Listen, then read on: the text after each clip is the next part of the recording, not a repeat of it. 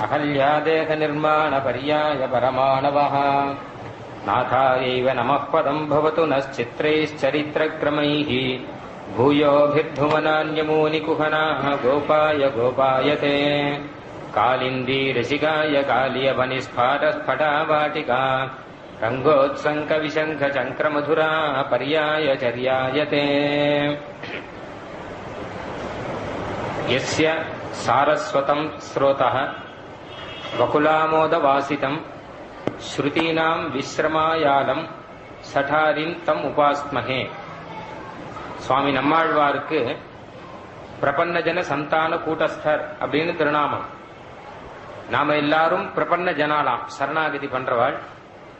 நம்மளுடைய சந்தானம் பரம்பரைன்னு அர்த்தம். நம்ம பூர்வர்கள்லாம் பிரபத்தி பண்ணியிருக்கா, அதுக்கும் முன்னாடி இருந்தவாள்லாம் பிரபத்தி பண்ணியிருக்கா. இப்ப இவாளுக்கெல்லாம் கூட்டஸ்தர் மூல புருஷர் ஒருத்தர் யாருன்னா நம்மாழ்வாள். அவர்கிட்ட இருந்துதான் இந்த சரணாகதி ஆரம்பம். கலியுகத்தினுடைய ஆரம்ப காலத்துல நம்மாழ்வார் தான் முதல் ஆச்சாரியர் அப்படின்னு சொல்றார். நம்முடைய தரிசனத்துக்கு திரமிட பிரம்மணந்தியாதிகளுக்கு பிறகு இந்த கலியுக ஆரம்பத்திலே நம்மாழ்வார் பிரதம ஆச்சாரியரானார் அப்படின்னு சொல்றார். முதல்ல அவர்கிட்ட இருந்து ஆரம்பம். அவர் தனக்கு யோகம் பண்றதுக்கு சக்தி இருந்தா கூட அதிகாரம் இல்லைன்னு ஒரு பக்கம் இருக்கு. இருந்தாலும் கூட சரணாகதி பண்ணி காண்பிக்கிறார். உன் அடிக்கீழ் அமர்ந்து புகுந்தேனே அப்படின்னு சரணாகதி பண்ணி அந்த அனுபவத்தை திருவாய்மொழியாக அருளி செய்கிறார். அதிலிருந்து ஆரம்பிச்சு அவருடைய சிஷ்யர்கள் பிரசிஷ்யர்கள் எல்லாரும் சரணாகதி பண்ணிட்டு இருக்கா. அதனால நம்மாழ்வார் தான் மூல புருஷவா. சுவாமி ஆளவந்தார் சொல்றார், மாதா பிதா யுவதயா தனயா விபூதி சர்வம் எதேவங்கிற மொத்தமும் நம்மாழ்வார் திருவடிதான். நியமேன மதன்வயானாம் ஆத்யஸ்யன குலபதேஹே, எங்களுடைய முதல் குலபதி, எங்க குலத்துக்கு பதி. குலாபிராமம் ஸ்ரீமத் ததங்கிரீகுணம் பிரணமாமி மூர்தனா நம்மாழ்வாருடைய திருவடிய சேவிக்கிறார் ஆளவந்தார். நம்மாழ்வாருக்கு ஒரு நம் தரிசனத்துக்கு ஒரு தனி வழி ஒன்று காமிச்சு கொடுத்திருக்கார். சரணாகதி மாத்திரம் இல்ல, நம் விசிஷ்டாத்வைத வேதாந்தத்தை பத்தி சொல்லும் போது உபய வேதாந்தம் அப்படின்னு சொல்றோம். வேற யாருக்குமே கிடையாது. அவள்லாம் இன்னும் உபய வேதாந்தங்கிறாளே, ரெண்டு வேதாந்தமா உங்களுக்குங்கிறா. மொத்தம் இருக்கிறதே ஒரு வேதாந்தம் தானே. உபனிஷத்து ஒண்ணு, வேதாந்தம்னா உபனிஷத்து தான். உபனிஷத்து ஒரு வேதாந்தம் தான் எல்லாரும் சொல்லிட்டு இருக்கா. அத்வைத்தம் துவைத்தம் வேதாந்தத்துக்கு 9 விதமா வியாக்கியானம் பண்ணிருக்கா. அதுல 8 பேரும் ஒரு வேதாந்தம் தான் சொல்லிட்டு இருக்கா. ஆனால் பகவத் ராமானுஜர் மாத்திரம் உபய வேதாந்தம் ஆரம்பிச்சார். பூர்வர்களுடைய அபிப்பிராயப்படி புதுசா ஆரம்பிக்கல, ஆச்சாரியெல்லாம் அப்படி சொல்லியிருக்கா. இப்போ உபய வேதாந்தாச்சாரிய ஸ்ரீமத் வேதமார்க்க பிரதிஷ்டாபனாச்சாரிய உபய வேதாந்தாச்சாரிய பகவத் ராமானுஜ சித்தாந்த நிர்தாரண சார்வபௌம அப்படின்னு சொல்றோம். உபய வேதாந்த ஆச்சாரிய அதை ரொம்ப சுருக்கி உவேன்னு வேற போடுறா. ஸ்ரீ உவே அப்படின்னா உபய வேதாந்த ஆச்சாரிய அப்படின்னு அர்த்தம். அவ்வளவு நீளமா இருக்கும் இல்லையோ, அதனால அதை ரொம்ப சுருக்கணும் இந்த காலத்துல. அதனால ஸ்ரீ உவே அப்படின்னு போட்டுறா. அப்ப உபய வேதாந்தங்களே உங்களுக்கு மாத்திரம் எப்படி 2 வேதாந்தம் கேட்டா, ஒன்னு சம்ஸ்கிருத வேதாந்தம், இரண்டாவது தமிழ் வேதாந்தம். நம்மாழ்வார் அருளி செய்து திருவாய்மொழிதான் தமிழ் வேதாந்தம். இந்த சம்ஸ்கிருதத்தில் இருக்கிறது ஏன் தமிழ்ல அவர் அதனுடைய தாற்பயங்களை எல்லாம் சுருக்கி தமிழ்ல ஆச்சரியமா அருளி செய்தார். ஆக 2 வேதாந்தம் இருக்கான். வேதத்துக்கு சமமான ஒரு அந்தஸ்த அந்த நம்மாழ்வாருடைய பாட்டுக்கு அருளி கொடுத்திருக்கான் மொத்த பேரும். நாதமுடிகள், ஆளவந்தார், ராமானுஜர் மொத்த பேரும். இது வேதத்துக்கு சமம் அப்படின்னுட்டா. தமிழ் மறைகள் அப்படின்னு சுவாமி வேதாந்த தேசிகன் சந்தமிகு தமிழ் மறையோன் தூப்புல் தோன்றும் வேதாந்த குரு அப்படின்னு ரொம்ப அழகா. ஏன்னா தமிழ் மறையில அத்தனை ஈடுபாடு. இது தமிழ் வேதம், அது சம்ஸ்கிருத வேதம். இவருக்கு எத்தனை ஈடுபாடுன்னா தன்னை பத்தி சொல்லும் போது சந்தமிகு தமிழ் மறையோன் அப்படின்னு பெரியவாள் சின்னவாள்லாம் வந்து சேவிச்சா அபிவாதிய பண்ணுவா. அபிவாதே அப்படின்னு ஆரம்பிச்சு பிரவரான்வித இந்த கோத்ரஹா சூத்ரஹா யஜுசாக்காத்தியாயி இல்லாட்டா சாம சாக்காத்தியாயி அப்படின்னு சொல்லுவோம். எஜுர்வேத அத்தியனம் பண்றவன் எஜுஸ் சாக்கையை சேர்ந்தவர். ஏன்னா அந்தந்த சாக்கையில வரவா அதுதான் அத்தியனம் பண்ணணும். அது அத்தியனம் பண்ணிட்டு அப்புறம் வேணா வேற ஏதாவது அத்தியனம் பண்ணலாமே தவிர எஜுர்வேதத்துல வந்தவன் முதல்ல சாமவேதத்துல அத்தியனம் பண்ணக்கூடாது. நல்லா இருக்கும் கேட்கறதுக்கு. அப்படியே என்னுடைய பையன், சின்ன பையன், 8 வயசுல பூணல் போட்டார். அதுக்கப்புறம் இந்த மாதிரி சந்நிதியில ஒரு சமயம் சாத்துமுறை சேவிக்க வந்தான். முதல்ல எஜுர்வேத சாத்துமுறை ஆச்சு, அப்புறம் சாமவேத சாத்துமுறை ஆச்சு. சாமவேதம் நல்லா கான ரூபமா இருக்கும், நல்லா இருக்கும். அதை முடிஞ்ச உடனே ஆத்துக்கு வந்து சொல்றான், நான் இனிமே எஜுர்வேதம் சொல்லிக்க மாட்டேன், சாமவேதம் தான் சொல்லி போய் அடம்பிடிச்சான். நல்லா இருக்கு. ஆனா அப்படியே அத்தியனம் பண்ணக்கூடாதான். அவாவா சாக்கைய முதல்ல அத்தியனம் பண்ணணும். முடிச்சாச்சுன்னா அதுக்கப்புறம் இன்னொரு சாக்கையை அத்தியனம் பண்ணலாம் வேணும்னா. அப்போ சதுர்வேத சதகிருதுன்னார் திருக்குழந்தையில பாட்டராச்சார். திருக்குழந்தை சுவாமி முன்னாடி அவர் 4 வேதமும் அத்தியனம் பண்ணி 100 யாகம் பண்ணாராம் சுவாமி. அதனால சதுர்வேத சதகிருது அப்படின்னு அவருக்கு டைட்டில். ஒரு ஆச்சரியமான காரியம். 4 இந்த காலத்துல 4 வேதம் யார் வேணா போட்டுக்கிறா அப்படின்னா, சதுர்வேதினாலே பயமா இருக்கு இப்போ. ஆனா 4 வேதம் அத்தியனம் பண்ணி 100 யாகம் பண்ணி, யாகங்கள்லாம் ஆச்சரியமா பண்ணுவாராம். யாகம் பண்றதுன்னா சாதாரணம் இல்ல. ஒரு யாகம் பண்றதுக்குள்ளே நம்மளால முடியாது. 5 நாள் பட்டினி இருந்து யாகம் பண்ணணும். ஆனா இவர் யாகம் பண்ணாருன்னா அந்த நீலமேக பெருமாள், தஞ்சாவூர்ல நீலமேக பெருமாளை யாகசாலைக்கு ஏழை பண்ணுவாராம். ஏழை பண்ணி யாக ஹவிஸா அவருக்கு நேர சமர்ப்பணம் பண்ணி அதுக்கப்புறம் யாகம் பண்ணுவாராம். இந்த மாதிரி ராஜாவுடைய ஆதரவோடு கூட 100 யாகம் பண்ணிருக்க. நீலமேக பெருமாளே வந்து 7 யாகத்துல பிரத்யட்சமா பாகத்தை ஸ்வீகரிச்சிருக்க. கைரண்ய கர்ப்ப ஹவிஷாம் அப்படிங்கிற சுவாமி தேசிகன். எப்படியானால் காஞ்சிபுரம் பெருமாள் பிரம்மாவுடைய அஸ்வமேத யாகத்துல பலனை நேர ஸ்வீகரிச்சார் அப்படின்னு வருது இல்லையா. வபா அபரிமலோல்லாச வாசிதாதர பல்லவம் முகம் வரதராஜஸ்ய முக்தஸ்மிதமுபாஸ்மஹே.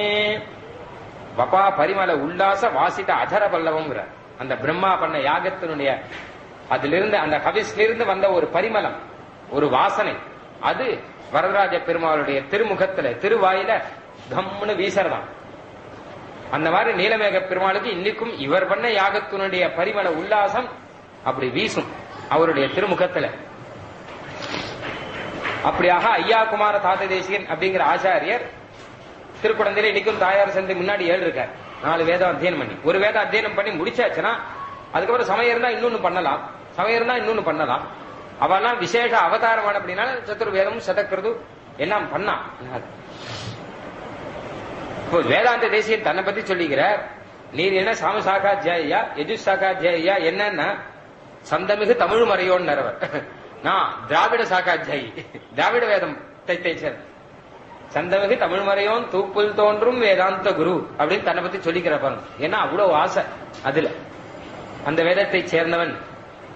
உபய வேதாந்தத்துக்கு ஆச்சாரியரா இருந்தவர் சுவாமி வேதாந்த தேசியன் தானே. வேதாந்தாச்சாரியர் அப்படின்னு திருநாமம். ரங்கநாதன் தேசியனுக்கு கொடுத்த திருநாமம் இது வேதாந்தா. ஒரு பொதுவா வேதாந்தாச்சாரியன்னு சொன்னா உபய வேதாந்தத்துக்கும் ஆச்சாரியர் அப்படின்னு அர்த்தம். ரங்கநாதன் தன்னுடைய திருநாமத்தை அவருக்கு கொடுத்துட்டாராம். பெருமாளுக்கு மாத்திரம் தான் முதல்ல இந்த திருநாமம் இருந்தது, வேதாந்தாச்சாரியன் திருநாமம்.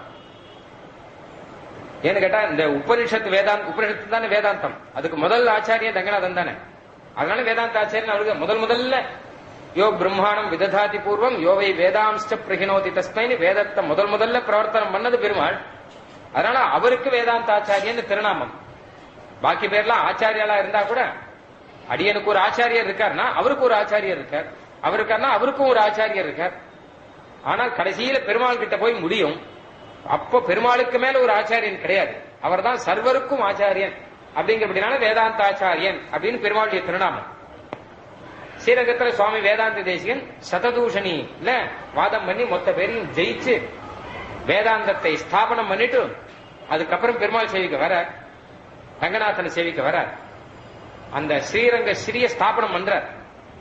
ஏன்னா அந்த சததூஷணி பண்ணி வாதிகள் எல்லாம் ஜெயிச்சதுனால்தான் கோயில் அதுக்கப்புறம் உற்சவங்கள்லாம் நிர்விகமா நடந்துதான். இல்லாட்டா நடக்க விட்டல யாரும். எங்களை ஜெயிக்கணுங்கிற அந்த நிர்பந்தத்துல அவளை ஜெயிக்கிற வேதாந்த தேசிகன். அப்படி ஸ்ரீரங்க ஸ்ரீ, அந்த ஸ்ரீரங்க ஸ்ரீ அப்படி ஸ்தாபனம் பண்ணிட்டு உற்சவங்கள்லாம் நிர்விகமா நடத்துறதுக்கு ஏற்பாடு பண்ணிட்டு அந்த ஒரு சந்தோஷத்தோடு கூட பெருமாளை சேவிக்கு வர. அப்போ ரங்கநாதன் சொன்னாராம் வேதாந்தாச்சாரியர் அப்படின்னு அந்த விருதத்தை கொடுக்கிற பெருமாளே. தன்னுடைய விருதத்தை கொடுத்துட்டாராம் வேதாந்தாச்சாரியன். தன்னுடைய விருதம் அது இனிமே உமக்கு இருக்கட்டும் அப்படின்னு கொடுத்துட்டாராம். அதிலிருந்து ஆரம்பிச்சு வேதாந்தாச்சாரியன் ஆச்சாரியர் எல்லாரும் சொல்லிட்டு உபய வேதாந்தாச்சாரியர். அப்படியே தாயார் சன்னிதி சேவிக்கு வந்தார் நாச்சியார், ஸ்ரீரங்க நாச்சியார். அவர் என்ன பண்ணார், இவரை சேவிச்ச உடனே பெருமாளை சேவிச்சாச்சா கேட்டார் தேசிகனை பார்த்து. சேவிச்சாச்சினார். அவர் ஏதாவது கொடுத்துருப்பாரு, அவனுக்கு என்ன கொடுத்தாருனார், வேதாந்தாச்சாரியன்னு கொடுத்தார் அப்படின்னா, இதுதானா கொடுத்தாருன்னா தாயார், இதுதானா கொடுத்தார். அவருக்கு என்னைக்குமே கொடுக்க தெரியாது சரியா. நான் கொடுக்கிறேன்னு சர்வதந்திர சுதந்திரர் அப்படின்னு விருதத்தை நாச்சியார் கொடுத்தாராம். வேதாந்தத்துக்கு ஆச்சாரியன் மாத்திரம் இல்ல, சர்வதந்திரமும் உமக்கு தான், நீதான் சுதந்திரம், சர்வதந்திரம், சர்வ சாஸ்திரங்களும் உங்களுடைய கைவசம், எல்லா கலைகளும் 64 கைகளும் உன் கையில இருக்கு, வேதாந்த தேசியர் கையில. அதனால சர்வதந்திர சுதந்திரன் அருள் செய்தாராம். இப்படி வைஷ்ணவ ஆச்சாரியர்கள் எல்லாரும் வேதாந்த ஆச்சாரியர், உபய வேதாந்தம், 2 வேதாந்தத்துக்கும் இவ ஆச்சாரியாளா இருக்கா. ஒரு வேதாந்தம் சம்ஸ்கிருத வேதாந்தம், இன்னொரு வேதாந்தம் தமிழ் வேதாந்தம். பாக்கி எந்த சம்பிரதாயத்துக்கும் கிடையாது. என்னென்னமோ கதையெல்லாம் வச்சுட்டு இருக்கா அவளும். 4000 திவ்ய பிரபந்தத்தை பார்த்து வேற எதுவோ பண்ணா, ஆனா இதுக்கு சமமா வரலையே. ஏன்னா மொத்தமும் வேதத்தினுடைய அர்த்தத்தை சொல்றது. அதனால்தான் சொன்னேன், எஸ்ய சாரஸ்வதம் ஸ்ரோதா வகுலாமோதவாசிதம் ஸ்ருதீனாம் விஸ்ரமாயாலம். வேதத்துக்கு இருக்கிற களைப்பெல்லாம் போக்குறதா. வேதத்தினுடைய அர்த்தங்களை எல்லாம் நாம தெரிஞ்சுக்கிறதுக்கு பரம உபகாரமா இருக்கு. வேதத்தினுடைய அர்த்தத்தை வேதத்தை மாத்திரம் பார்த்து தெரிஞ்சுக்க முடியாது. இப்போ இதிகாசங்களை பார்த்து, புராணங்களை பார்த்து, அதெல்லாம் பார்த்து நாம தெரிஞ்சுக்கணும், எல்லாத்தினுடைய துணையும் வச்சு. அப்ப அதுல ரொம்ப உபகாரம் எதுன்னா ஆழ்வார் பாடல் தான். இதை வச்சு தெரிஞ்சுட்டோம்னா ரொம்ப நல்லா புரிஞ்சுக்கலாம். ரொம்ப ரசமா இருக்கும், ரசத்தோட புரிஞ்சுக்கலாம், அனுபவிக்கலாம். வெறும போய் காலக்ஷேபம் கேட்டேன் வந்தேன் அப்படின்னு கடகடா படபடான்னு இருக்காது. ஒரு ஆனந்தமா இருக்கும். 2 மணி காலம் காலக்ஷேபம் கேட்டு வந்தோம்னா ஆனந்தமா இருக்கணும். அந்த மாதிரி தொண்டர்க்கு அமுதுன்ன சொன்ன சொல் மாலைகள் அப்படிங்கிற அவெல்லாம் அமிர்தத்தை அவளுக்கு கொடுக்கற மாதிரி இந்த திருவாய்மொழி அருளி கொடுத்திருக்கான். அதனாலதான் வேதாந்த தேசிகன் சொல்ற, இப்படி அந்த பராசர பிரபந்தாதபி வியாசர் பராசரர் இவர்கள்லாம் பண்ண இதிகாச புராணங்களை காட்டிலும் பல மடங்கு உயர்ந்தது இது ஆழ்வார்கள் பாட்டு. அவ்வளவு ரசமா சொல்லியிருக்கான். ஆழ்வார்கள்னா பகவானுடைய அவதார விசேஷங்கள் தானே. ஒரு காலத்துல என்ன ஆச்சாம், சுவாமி நாதமுனிகள் எழுதியிருந்த போது அவர் தான் இந்த ஆழ்வார் பாட்டை எல்லாம் பிரச்சாரம் பண்ணவர். காலம் வலம் புரியன்ன நற்காதல் அடியவர்க்கு தாளம் வழங்கி தமிழ்மறை இன்னிசை தந்தவள்ளல் மூடும் தவநெறி மூட்டிய நாதமுனி கடலே. தாளம் வழங்கி தமிழ்மறை இன்னிசை தந்தவள்ளல் நாதமுனிகள். அவர் 4000 திவ்ய பிரபந்தத்துக்கு விசேஷ அர்த்தத்தை சொல்ற.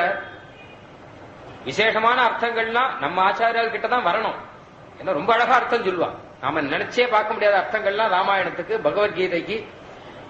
என்னதான் வியாக்கியானம் இருந்தாலும் பகவத்கீதைக்கு ராமானுஜர் பண்ண வியாக்கியானம் தனிதான். எத்தனைதான் வியாக்கியானம் ராமாயணத்துக்கு இருந்தாலும் பெரியவாச்சான் பிள்ளையும் சுவாமி வேதாந்த தேசிகரும் பண்ண அர்த்தம் தனிதான். அதை பார்த்து எல்லாரும் ஆச்சரியப்படுறான். ஏன்னா அத்தனை அனுபவம் இருக்கு. அப்போ கம்பன் இருந்த நாதமுனிகள் காலத்துல கம்பராமாயணம் அருளி செய்தவர். கம்பராமாயணம் ரொம்ப ஆச்சரியமா இருக்கும். ஸ்ரீரங்கத்துல ரங்கநாதன் முன்னாடி அந்த கம்பராமாயணத்தை அரங்கேற்றினார்.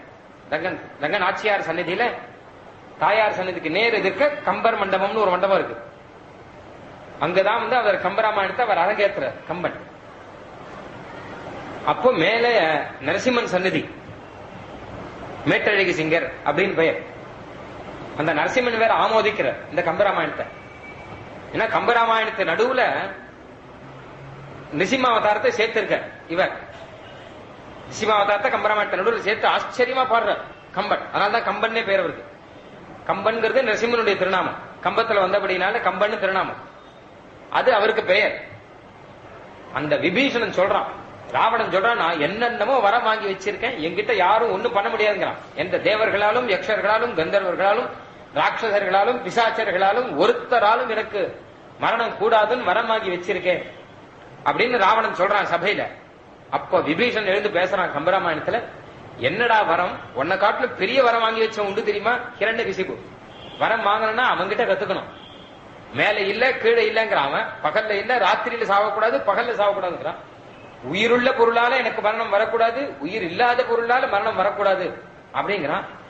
மனுஷர்களாலையும் வரக்கூடாது, மிருகத்தாலையும் வரக்கூடாது அப்படின்னு சொல்லிட்டு இப்படி பார்த்து பார்த்து எந்த விதத்திலேயும் மரணமே வரக்கூடாது அப்படின்னு சொல்லிட்டு வரம் கேட்டவன் அவன் கதி என்னாச்சு தெரியுமா உனக்கு? அவன் கதி என்னாச்சுன்னு ரிசிமாவதார கதையை சொல்ற. யாரு? விபீஷணன் ராவனுக்கு. நீ கேட்ட வரலாம் என்ன இதெல்லாம்? நுனித்த வரம் எல்லாம் குற்றினுக்கன்றே மாயன் சரத்திக்கும் குறித்ததுண்டோ அப்படிங்கிற சீதாதேவி. நீ பண்ண தபசு கேட்ட வரம் இதெல்லாம் கூற்றினுக்கன்றே, இதெல்லாம் யமனுக்கு தானே.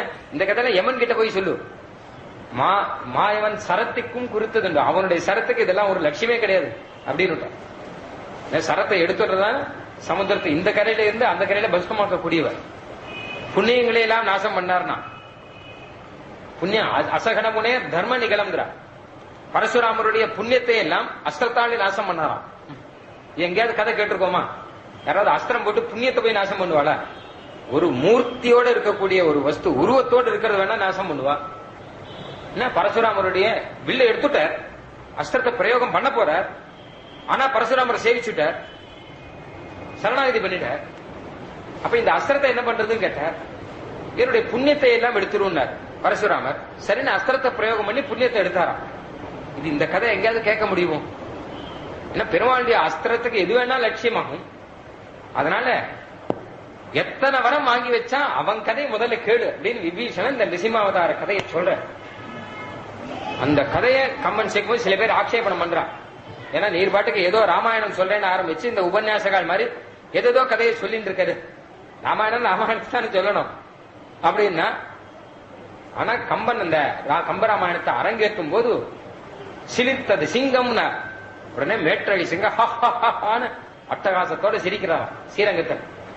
ஏன்னா அவருடைய ஒரு அங்கீகாரம் அதுக்கு கிடைச்சிருக்கு. சிலித்தது சிங்கம்னு பாட்டு வரைச்ச அவர் சிலித்துண்டார் மேட்டழகி சிங்கர். அப்படிப்பட்ட பெருமாளே அங்கீகாரம் பண்ணிருக்க கம்பராமாயணத்தை. அந்த ராமாயணத்தை எடுத்துன்னு போய் கம்பன் நாதமுனிகள் கிட்ட சமர்ப்பிச்சார். ஏன்னா தாளம் வழங்கி தமிழ் மறை இன்னிசை தந்த வள்ளல். தமிழ் உம்மகிட்ட இருக்கு, என்கிட்ட இல்ல. நாதமுனிகள் கிட்ட சொல்ற, வைஷ்ணவர் நீர் தமிழ் உங்ககிட்ட வாழறதே தவிர என்கிட்ட வாழல. இந்த கம்பராமாயணத்துக்கும் நீங்க அர்த்தம் சொன்னா அது அடியேன் பண்ண பாக்கியம் அப்படிங்கிற பரம வைஷ்ணவர் கம்பன்கிறவர். யார் யாரோ ஏதோ சொல்லுவா. சடகோபுரந்தாதி பாடினவர் நம்மாழ்வாரை பத்தி. கம்பராமாயணத்தை பாடி முடிச்சு ரங்கநாதன் சன்னதியில விஜாபனம் பண்ணும்போது ரங்கநாதன் சொன்னாராம், நம்மை பாடினீரே நம் குருகூர் சடகோபனை பாடினீரோ கேட்டாராம் ரங்கநாதன். என்ன பாடினா போராது, நம் குருகூர் சடகோபனை பாடினீரோ அப்படின்னு கேட்டாராம். சடகோபனை பத்தி பாடு அப்படின்னார். அதுக்கப்புறம் நம்மாழ்வாரை பத்தி சடகோபரந்தாதி அப்படின்னு ஒண்ணு பாடினார். நம் குருகூர் சடகோபன் அப்படின்னு பெருமாள் சொன்னபடினால்தான் அவருக்கு நம்மாழ்வார்னு பெயர். பெருமாளே நம் ஆழ்வார் அப்படின்னு சொல்லியிருக்கார். அப்போ நாதமுனிகள் கிட்ட சமர்ப்பிச்சு இதுக்கு அர்த்த விசேஷம் அருளி செய்யணும். நாதமுனிகள் அர்த்தத்தை சொல்லிட்டாருன்னா போரும். அது ரொம்ப பிரசித்தமானு இவருக்கு தெரியும். நாதமுனிகள் மாட்டேன்னு இல்லைன்னு. ராமாயணம் விசேஷம் இல்லையானா விசேஷம்தான். ஆனா ஆழ்வார்கள்ல நீர் யாருன்னு நினைச்சுட்டு இருக்காரு. ஆழ்வார்கள் பாட்டு மாதிரி உங்க பாட்டுக்கு அர்த்தம் சொல்லிட்டு கேட்கிறீரே. ஆழ்வார்கள்லாம் யாருன்னு நினைச்சுட்டு இருக்க? ஆழ்வார் பாட்டெல்லாம் என்ன நினைச்சிட்டு இருக்கோங்க? மொத்தமும் வேதம். அது வேதத்தை அப்படியே தமிழ்ல பண்ணிருக்க வேதம். அது உங்க கதையெல்லாம் இல்லை, உங்களுடைய இதிகாசம் மாதிரி இருக்கலாம். அது வேதம் மாதிரி. ஆழ்வார்கள்லாம் யாரும் கேட்டாங்க, நம்மள மாதிரி மனுஷால் இல்ல, அவெல்லாம் அவதார புருஷர்கள். 10 ஆழ்வார்கள் இருந்தானா தசாவதாரம். சுவாமி தேசியன் சொல்ல அபிநவ தசாவதாரம் அப்படின்னு. அங்க ஒரு தசாவதாரம் இருந்தது இல்லையோ, இது ஆழ்வார்கள் புது ஒரு தசாவதாரம். இப்பெல்லாம் தசாவதாரம்னா வேற எதையோ சொல்ற, இன்னொரு தசாவதாரம் வரப்போறதே நான். இது ஆழ்வார்களுடைய தசாவதாரம், பெருமாள் பண்ண ஒரு தசாவதாரமா இது. அபிநவ தசாவதாரம் பண்ணி மேகம் ஜலத்தை வருஷிக்குமா போலே கொற்றாலாம் ஆழ்வார்கள் எல்லாம். என்ன பண்ணா கேட்டானா, மேகமானது சமுத்திர ஜலத்தை வாங்கி சர்வோபஜீவியமான மழை நீராக வருஷிக்குமா போலே. சமுத்திர ஜலத்தை நாம சாப்பிட முடியாத ஒரே உப்பா இருக்கு. அந்த சமுத்திர ஜலத்தை அப்படியே மேகம் வாங்கி நமக்கு எல்லாருக்கும் நல்ல சுத்தமான ஜலத்தை கொடுக்கிற மாதிரி வேதம்தான் சமுத்திரம். அந்த சமுத்திரத்தில் அப்படியே மொத்தமும் ஆழ்வார்கள் தான் வாங்கி நமக்கு சர்வ உபஜீவியமாக எல்லாருக்கும். வேதத்தை எல்லாரும் அத்தியனம் பண்ண முடியாது. ஆழ்வார் பாடல்களை மொத்த பேரும் இங்க சேவிக்கலாம், யார் வேணா வந்து சேவிக்கிறாங்க இல்லையா. அந்த மாதிரி சர்வ உபஜீவியமாக மேகம் மாதிரி பரம கிருபையோடு கூட ஆழ்வார்கள் எல்லாம் அருளை செய்திருக்கா. அவள் நித்திய சூரியனுடைய அவதாரங்கள். அழகா அந்த திருப்பாவை வியாக்கியானத்துல சொல்றான், தேகாத்மா அபிமானத்தோட கூட இருக்கும் மனுஷர்களுக்கும் ஆத்ம ஜானம் கைவந்த ரிஷிகளுக்கும் பர்வத பரமாணுவோட்டை வாசி வரும் அப்படிங்கிறார். நம்ம மாதிரி தேகமே ஆத்மா நினைச்சுட்டு இருக்கிற நாம, ஆனா வசிஷ்ட விஸ்வாமித்ராதி மகர்ஷிகள் அவள் அந்த சரீர சிந்தையை விட்டுட்டு ஆத்மாவை நினைக்கிறவா. நமக்கும் அவளுக்கும் எத்தனை வித்தியாசம் கேட்டா, ஒரு பரமாணுவுக்கும் ஒரு பர்வதத்துக்கும் இருக்கிற வித்தியாசம். நாமெல்லாம் பரமாணு மாதிரி, அவெல்லாம் பர்வதம் மாதிரி. அப்போ ரிஷிகளுக்கும் ஆழ்வார்களுக்கும் அத்தனை அளவு வித்தியாசம். அந்த ரிஷிகளுக்கும் வியாச வசிஷ்டாதி ரிஷிகளுக்கும் ஆழ்வார்களுக்கும் ஒரு பரமாணுவுக்கும் ஒரு பர்வதத்துக்கும் இருக்கிற அளவு வித்தியாசம். ஏன்னா ரிஷிகள்னா என்ன பண்றாங்க கேட்டா, தபஸ் பண்ணி தியானம் பண்ணி பரமாத்மா அனுகிரகத்தை வாங்கி சாட்சா்காரம் வாங்கி நல்ல அர்த்தத்தை சொல்றா. ஆழ்வார்கள் என்னன்னா, இவா தபஸ் பண்ணல, தியானம் பண்ணல, மயர்வர மதிநலம் அருளினன்னு பெருமாளே வந்து இவாளுக்கு உள்ளுக்குள்ள புகுந்து ஆவேசமாயி இவாளுக்கு ஞானத்தை கொடுத்து பேச வைக்கிறான். சுவாமி நம்மாழ்வார் சொல்ற, திருவாய்மொழி நாம் பேசல, அவன் பேச வைக்கிறான். என்ன அப்படி அவர் முன்னாடி சொல்லிட்டு போறா, நான் பின்னாடி சொல்லிட்டு இருக்கேன் நம்மாழ்வார். அந்த ரீதியில பெருமாளே அவதாரம் பண்ணி வச்சு ஆழ்வார்களே 4000 திவ்ய பிரபந்தத்தை பிறக்க வச்சிருக்க. வேதத்தினுடைய அர்த்தத்தை எல்லாரும் தெரிஞ்சுக்கணுங்கிறதுக்காக, ரசமா தெரிஞ்சுக்கணும் அப்படிங்கிறதுக்காக, வெறுமை தெரிஞ்சிடா போறாது, அனுபவிக்கணுங்கிறதுக்காக. அதான் செய்ய தமிழ் மாலைகள் நாம் தெளிய மோதி தெளியாத மறை நிலங்கள் தெளிகின்றோமே. இந்த தமிழ் மறைகள்லாம் தெளிய ஓதி அண்ணா தெளிய புரியும்படியாக இங்க நாங்க பாராயணம் பண்ணி, தெரியாத மறை நிலங்கள் வேதத்தில் புரியாத அர்த்தங்கள்லாம் இதை பார்த்து புரிஞ்சுட்டோமேங்கிறாங்க. ஏன்னா அந்த அர்த்தத்தை தான் இது சொல்றது. புரியாத அர்த்தங்களை இந்த ஆழ்வார் பாடல்களை பார்த்தா, அங்க பார்த்தா குழப்பமா இருக்கு, இப்படி இருக்கு அப்படி இருக்கு அப்படி இருக்கு, எத்தனையோ பல தேவதைகளுடைய பெயருக்கு குழப்பமா இருக்கு. ஆனா நம்மாழ்வார் சந்தேகம் இல்லாம சொல்லிட்டார் இல்லையா. ஆனா ஆழ்வார் நான்முகனை நாராயணன் படைத்தான், நான்முகனும் தான்முகமாய் சங்கரனை தான் படைத்தான் சொல்லிட்டார். வேதம் என்ன இருக்குன்னா, ஏகோகவை நாராயண ஆசீத் அப்படின்னு சொல்றது வேதம். ஒரு நாராயணன் தான் இருந்தான்னு சொல்றது வேதம். அதைத்தான் ஆழ்வாரும் சொல்றார். ஆனா வேதத்துல பார்த்தா சில சமயம் என்ன ஆச்சுன்னா, சதேவ சௌமியேதமக்ர ஆசீத், முதல்ல ஆதியில எது இருந்து கேட்டா சத்து இருந்தது அப்படின்னு. சத்துனா என்னது? இன்னொரு பக்கம் பார்த்தா ஆத்மாவா இதமேகேவ அக்ர ஆசீத், ஆத்மா மாத்திரம் தான் இருந்தது அப்படின்னு ஒரு இடத்துல சொல்றது. சத்து இருந்ததுன்னு சொல்றது, ஆத்மா இருந்ததுன்னு சொல்றது. அப்ப சத்துனா என்ன? இருக்கக்கூடிய வஸ்துன்னு அர்த்தம். ஆத்மானா என்ன கேட்டா, நாம கூட தான் ஆத்மா, ஜீவாத்மா, அவர் பரமாத்மா. எந்த ஆத்மா இருந்தது, எந்த சத்து இருந்தது அப்படின்னு சில பேருக்கு சந்தேகம் வந்துடும். ஆன்சரும் வேதமே தான் சொல்றது. ஏகோகவை நாராயணாசீது ந பிரம்மா நேசானஹா அப்படின்னு வேதம் சொல்றது. ஆனா எல்லாரும் அதை பார்க்கணும்னு அவசியம் இல்லையே. இதை மாத்திரம் பார்த்து நான் வேதாத்தியம் பண்ணிட்டேன் கிளம்பிடுவா எத்தனை பேர் இருக்கா? அவெல்லாம் சத்து இருந்தது அப்படின்னா ஏதோ ஒரு அர்த்தம் சொல்லலாம். ஆத்மா இருந்ததுன்னா வேற ஏதாவது அர்த்தம் சொல்லலாம். நாராயணன் தான் அர்த்தம் சொல்லணுங்கிறத ஸ்பஷ்டமா காண்பிக்கிறார் ஆழ்வார். அந்த வேதத்திலே சொல்லியிருக்கு பாருங்க அப்படின்னு. அதை வச்சு இந்த சமன்வயம் சேர்த்து காமிக்கிறார். அந்த சத்து தான் நாராயணன், இந்த ஆத்மா தான் நாராயணன். சத்துனா இருக்கிறவன் அர்த்தம், அவன் தானே எப்பவும் இருக்கிறவன். அதனால அவனை தான் சத்துன்னு சொல்லிது. ஆத்மானா உள்ள இருக்கிறதுன்னு அர்த்தம், எல்லாருக்குள்ளயும் இருக்கிறோம் அவன் தானே. அதனால அவனை தான் ஆத்மான்னு சொல்றது. பிரம்மம்னு சொல்றதே அப்படின்னா பிரம்மம்னு அவனை தான் சொல்றது. வேதத்துல பிரம்மம் பிரம்மம் சொல்றது, எல்லாரையும் பிரம்மன் சொல்லல. சில சப்தங்கள்லாம் பார்த்தா சந்தேகமா இருக்கு. இந்த காலத்துல ஒருத்தரும் ஒவ்வொரு அர்த்தம் சொல்றான். ஆனா ராமானுஜர் பிரம்ம அப்படின்னா அவர் தான். பிரம்மம்னா என்ன அர்த்தம்?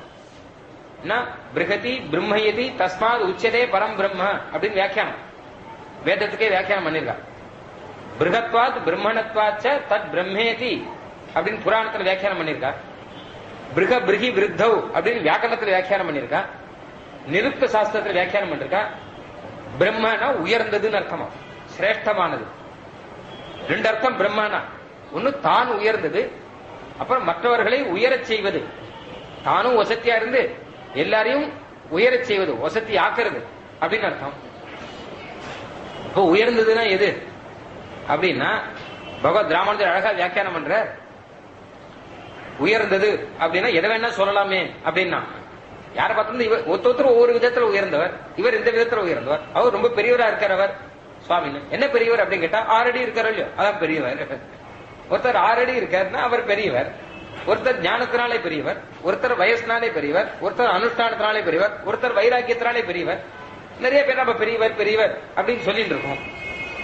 ஆனா வேதத்துல உயர்வு பிரம்மம்னு சொல்லியிருக்கு. உயர்ந்ததுன்னா பகவத் ராமானுஜர் சொல்ற, நீ பெரியவர்னு வெறுமை அர்த்தம் சொன்னேன்னா யார வேணா பெரியவர் சொல்லலாம்.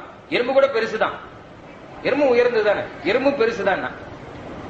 எதை காட்டிலும் பெருசு. ஒருத்தன் கேட்டான், எறும்பை விட சின்னது எது அப்படின்னு கேட்டான் ஒரு கேள்வி.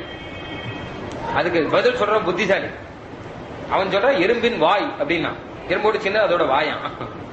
அடுத்து இவன் கேட்டா, எறும்பின் வாயை விட சின்னது எது அப்படின்னா, அது சாப்பிடுற உணவுங்கிறாம. அடுத்தது எல்லாம் சின்னதுன்னா எது வேணா சின்னதுன்னு சொல்லிட்டு போலாம், பெருசுன்னா எதுவுமே பெருசுன்னு சொல்லிட்டு போலாம்.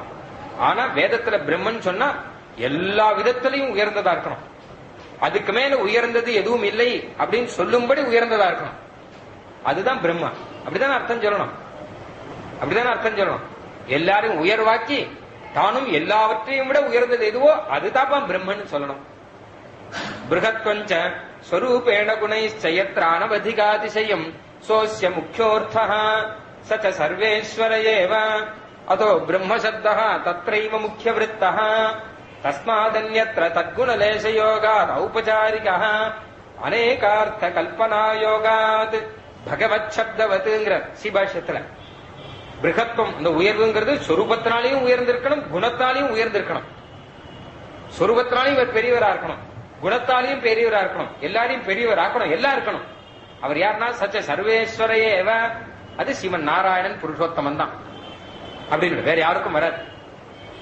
எப்படி கண்டுபிடிச்சா கேட்டா ஆழ்வாரே சொல்ற பாருங்க, உயர்வர உயர்நலம் உடையவன் எவனவன். முதல்ல ஆரம்பமே அந்த பிரம்மன் தான் ஆரம்பிக்கிறது.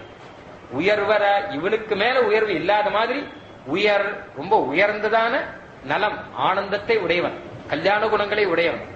உயர்வர உயர்நலம் உடையவன் எவனவன் அப்படின்னு முதல்ல பிரம்ம சப்தத்தின் அர்த்தத்தை தான் ஆரம்பிக்கிறார் நம்மாழ்வார். சுவாமி கூரத்தாழ்வான் இதுலயே மோகிச்சு போவாராம்.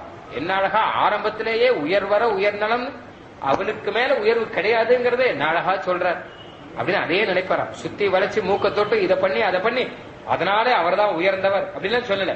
முதல்ல ஆரம்பமே இதுதான், உயர்வர உயர்நலம் உடையவன் எவனவன். பிரம்ம சப்தத்தின் அர்த்தத்தை முதல்ல ஆரம்பிச்சுட்டேன். மயர்வர மதிநலம் அருளினன் எவனவன், எனக்கு மதிநலத்தை கொடுத்தானே.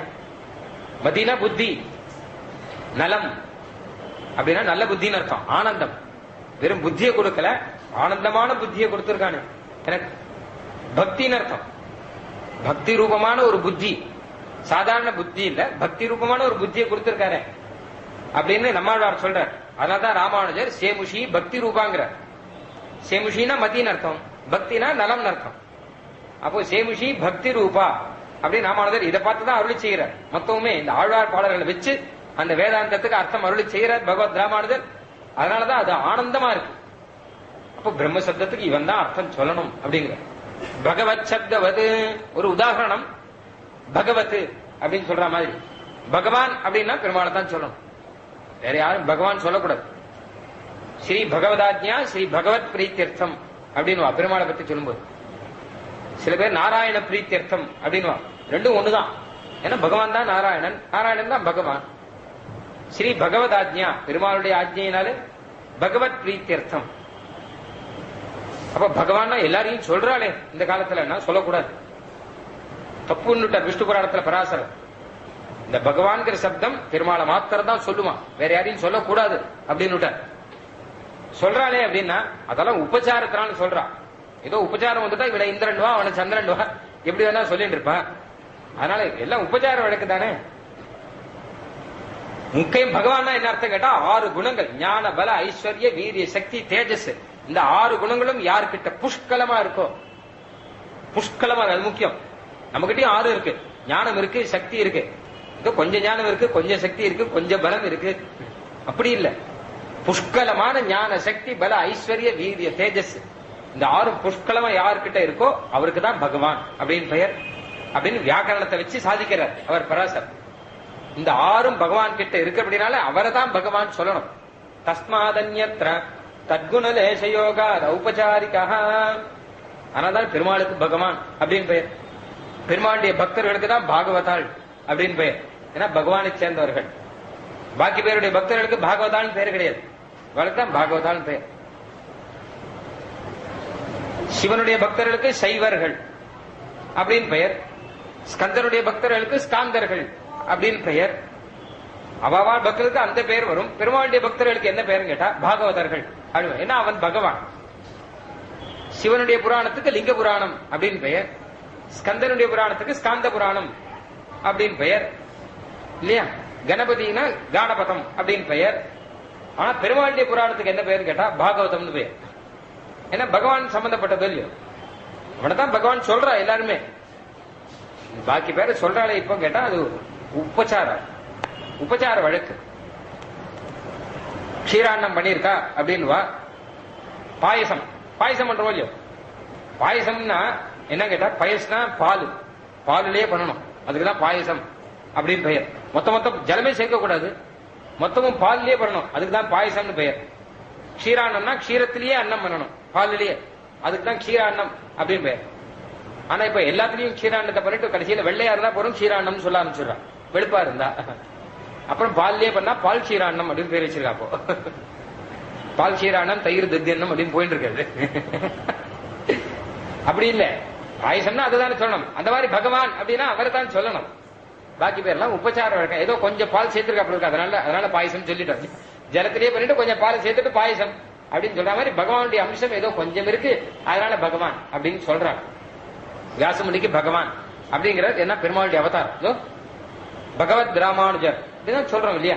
பகவத் ராமானுஜர்ங்கிறது ராமானுஜர் 7 இருக்கும் போதே அவர் பிரசித்தம் ரொம்ப. நாம சொன்னது இல்ல அது. ஸ்ரீபாஷ்யத்துல கடைசியில இது ஸ்ரீமத் பகவத் ராமானுஜ விரச்சிதே ஸ்ரீபாஷ்யே அப்படின்னு அவரே சாதிக்கிறார், எம்பெருமானாரே சாதிக்கிறார். அந்த முடிவும் பகவத் ராமானுஜ விரச்சிதே ஸ்ரீபாஷ்யே அப்படின்னு சொல்லிக்கிறார். ஏன்னா பகவானுடைய அவதாரம், பெருமாளுடைய அவதாரமானபடினால, பெருமாள் அம்சம் இருக்கிறபடினால அந்த மாதிரி ஆழ்வார் பாடல்களை வச்சு இந்த உபநிஷத்துகளுக்கு மொத்தத்துக்கும் அர்த்தத்தை ஆச்சரியமா அனுபவிக்கிறார். அதிலும் இந்த பகவத் ராமானுஜர் நம்ம ஆச்சாரியர்கள் எல்லாருமே அனுபவத்துல ஊறினவா.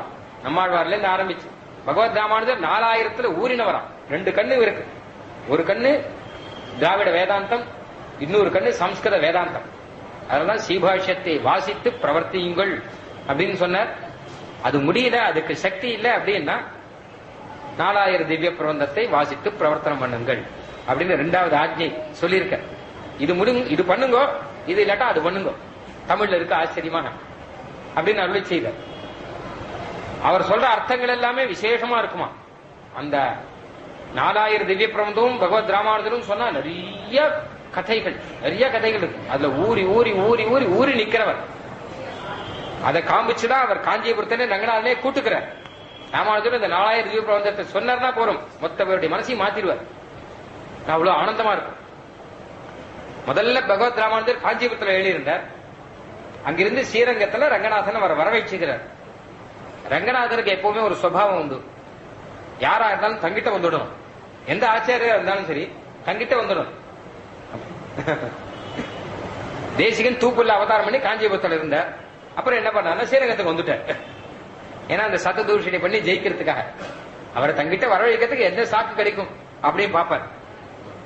தங்கிட்டு வரவழைச்சுவார். நாதமுனிகள் எங்கேயோ இருந்தார், கடைசியில ஸ்ரீரங்கத்துக்கு வந்தார். ஆள வந்தார் எங்கன்னா கடைசியில ஸ்ரீரங்கத்துக்கு வந்தார். யாரா இருந்தாலும் ஆச்சாரியர்களை தங்கிட்ட கூட்டி வச்சு தம் பக்கத்துல உட்காந்து வச்சுன்னு விடுவார். இது அவருடைய சுபாவம்.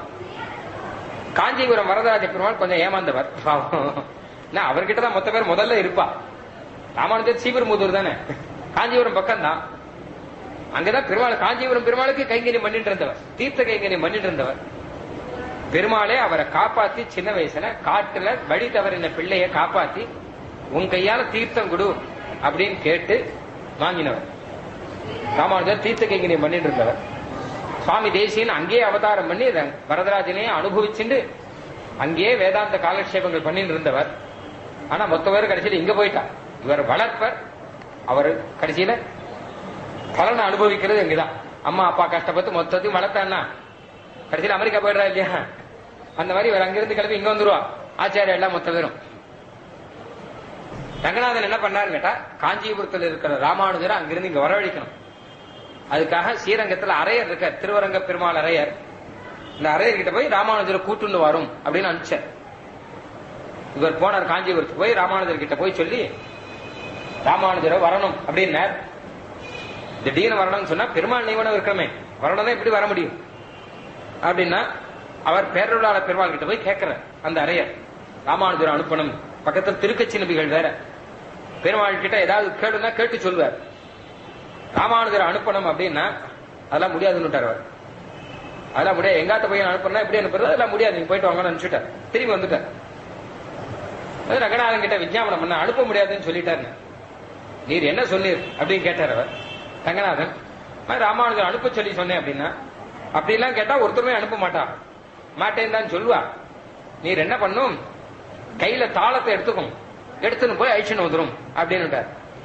அரையர் திருவரங்க பெருமாள் அரையர் கையில தாளத்தை எடுத்துக்கிறார். எடுத்துன்னு காஞ்சிபுரத்துக்கு போன மறுபடியும் திருப்பி. அப்ப இப்ப எதுக்காக வந்திருக்கு அப்படின்னு கேட்டா, ஒண்ணும் இல்ல, பெருமாள் இருக்கார் காஞ்சிபுரத்து பெருமாள், அவர்கிட்ட கொஞ்ச நாள் திவ்ய பிரபந்தங்களை பாடலான்னு வந்திருக்கேன். தாளத்தோடு கூட பெருமாள் சன்னிதியில திவ்ய பிரபந்தங்கள் நான் பாடலான்னு வந்திருக்கேன் அப்படின்னு. அவர் பாவம் தொண்டை மண்டல வேதியர் வாழ்வேன் வேத பாராயணத்தை நிறைய கேட்டு இருக்கார். தாளத்தோட திவ்ய பிரபந்தத்தை கேட்டிருக்காரோ மாட்டாரோ தெரியாது. அதனால அவருக்கு ஒரு அனுபவத்தை கொடுக்கலாம். சரி, அதுக்கு ஏற்பாடு பண்ணலாம்னு சொல்லிட்டு பெருமாளும் பிராட்டியாரும் இருக்கக்கூடிய ஒரு திரு ஓலக்கத்துல பக்கத்துல திருக்கட்சி நம்பிகள் ஏற்றிருக்க விசிறி விசிறின்னு இருக்க. பெருமாளுக்கு பெரிய சபை காஞ்சிபுரத்துல. பகவத் ராமானுஜர் இருக்க, சின்னவர் தான். இன்னும் அந்த காஞ்சிபுரத்தில் இருக்கக்கூடிய சீவிஷ்டவர்கள் மொத்த பேரும் இருக்கச்ச இந்த பெருமாள் சந்நிதியில நான் திவ்ய பிரபந்தத்தை விஞ்ஞாபனம் பண்றேன்னு ஆரம்பிக்கிறார். சரி ஆகட்டும் பெருமாள். அத்தியூரான் புள்ளையூர்வான் அணிமணியின் துத்திசேர் நாகத்தின் மேல் துயில்வான் முத்தி மறையாவான் மாகடல் நஞ்சுண்டான் தனக்கும் இறையாவான் எங்கள் பிரான் ஆரம்பிக்கிறார் திவ்ய பிரபந்தம். காஞ்சிபுரம் பெருமாளை பத்தி பாட்டு என்னஞ்சம் மேகான் பாட்டு, அந்த பாட்டு இந்த பாட்டு. அந்த ஊர்ல அந்த பாட்டு தானே பாடணும். தாளத்தை எடுத்துட்டு கையில ஆச்சரியமா ராகத்தோட பாடுறார். அத்தியூரான் புள்ளையூர்வான், அத்தியூரான் இவர், புள்ளையூர்வான் கருட வாகனத்துல ஏழக்கூடியவர். காஞ்சிபுரம் பெருமாளுக்கு தான் கருட வாகனம் இன்னைக்கு ரொம்ப விசேஷம். கருட சேவைனா ஆச்சரியமா 5 லட்சம் பேர் 10 லட்சம் பேர் சேவிக்கிறார். காலங்காத்தால 4 மணிக்கு நம்மாழ்வார் உற்சவத்தனைக்கு தான் கருட வாகனம் வரும். காலங்காத்தால 4 மணிக்கு பெருமாள் புறப்பாடு ஆச்சுன்னா வரதா வரதா வரதான் ஜனங்கள்லாம் கோஷம் பண்ண அந்த கோபுர வாசப்படியில பெருமாள் வந்து ஆரத்தி பண்ணும்போது வெளியில எக்கச்சக்கமா ஜனங்கள் காத்துட்டு இருப்பா மொத்த பேரும். பெருமாளுக்கு முன்பக்கம் கோஷ்டி 200 பேர் திவ்ய பிரபந்த கோஷ்டி, 200 பேர் வேதபாராயண கோஷ்டி, அது தவிர 100 பஜன கோஷ்டி பெருமாளுக்கு பின்னாடி போகும். பாகவதர்கள் 100 பேர் இல்ல 100 கோஷ்டி போகும். 10 ஜனங்களா 100 கணக்கில் கோஷ்டி போகும் பஜன கோஷ்டி. பெருமாள் சமுத்திரத்து நடுவில் தான் போவார். ஜனங்களுக்கு நடுவில் சமுத்திரத்து நடுவில் 2 கொடையை போட்டு இந்த கோபுரவாசப்படிக்கு வெளியில வந்து 2 கொடையை போட்டு பெருமாள் கருட வாகனத்துல பறக்கிற மாதிரி தான் இருக்கும். போற மாதிரி இருக்குது. ஜிலு ஜிலு ஜிலு ஜிலு ஜனங்களுக்கு நடுவில் ஆச்சரியமா பெருமாள் எழுதிட்டு இருப்பார். வச்சு கிளு கிளு கிளும் போவார். திரும்பி வரைச்ச இந்த காஞ்சிபுரத்துல பட்டு உற்பத்தியாளர்கள் நிறைய பேர் இருக்கா. அவர்கள் எல்லாம் பெருமாளுக்கு மொத்த பேரும் பட்டு கொடுக்க எல்லா பட்டு வஸ்திரத்தையும் அப்படி கருட்மான் கையில வச்சு வச்சு வச்சு திரும்பி வரைச்ச ஒரு 100-200 பட்டோட தான் திரும்பி வருவார். பட்டுன்னு வரமாட்டார். 6 மணி காலம் ஆகும். ஆனா போயிட்டு வரைச்ச பட்டோட அவர் பெருமாள் வரைச்ச ஆனந்தமா இருக்கும். ஏழை பண்றவெல்லாம் வரதா வரதா வரதா வரதான்னு சொல்லிட்டு ஏழை பண்ணச்சு. அத்தியூரான் புள்ளையூர்வான் அணிமணியின் துத்தி சேர் நாகத்தின் மேல் துயில்வான். அவர் யாருன்னு கேட்டா எங்க ரங்கநாதன் தான். வரதாஜன் வேற இல்ல, நாகத்தின் மேல் துயில்வான். ஆதிசேஷன் சயனிச்சுட்டு இருக்க பெருமாள் தான் இங்க வரதராஜனா இவர் கையில வச்சுட்டு இருக்காரு. அணிமணியின் துத்தி சேர் நாகத்தின் மேல் துயில்வான் முத்தி மறையாவான். முத்தி மறையாவான் மோட்சத்தை கொடுக்கக்கூடியவன், மோட்ச சாஸ்திரமா நிக்கிறவன். இல்ல முத்தி மறையாவான் திரிவேதி மத்திய தீப்தாய முத்தி மறையாவான் மாக்கடல் நஞ்சுண்டான் தனக்கும் இரையாவான். சாதாரணமானவன் இல்ல, மாக்கடல் நஞ்சுண்டான் தனக்கும் இரையாவான். விஷத்த பானம் பண்ணாரு, அவனுக்கும் ஈஸ்வரன் வரதராஜ பெருமாள். விஷத்த பானம் பண்ணாரு, அவனை பார்த்தா எல்லாரும் சர்வேஸ்வரன் சொன்னா. விஷத்த பானம் பண்ணிட்டாரு அப்படின்னா அவனுக்கும் ஈஸ்வரன். ஏன்னா அவர் விஷத்த பானம் போடும்போது கையில விஷத்தை வச்சுட்டு என்ன பண்ண கேட்டா அச்சுதானந்த கோவிந்தான் சொல்லிட்டு தானே சாட்டாரு. அச்சுதானந்த கோவிந்தான் சொல்லிட்டு சாட்டார். மாகடல் நஞ்சுண்டான் தனக்கும் இரையாவான். அந்த விஷத்தை கையில வச்சுட்டாராம்.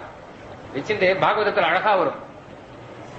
தேவர்கள்லாம் பதறி போய் ஐயோ விஷம் விஷம் விஷம் அப்படின்னு சொல்லி பரமேஸ்வரன் போய் சொல்ல, ஐயோ விஷம் வந்துருத்து விஷம் வந்துருத்து எங்களை காப்பாத்துவோம்னு சொல்ல விஷத்தை கையில வாங்கிட்டுட்டார். அவர் ஏன்னா கிருபையினால வாங்கிட்டாராம்.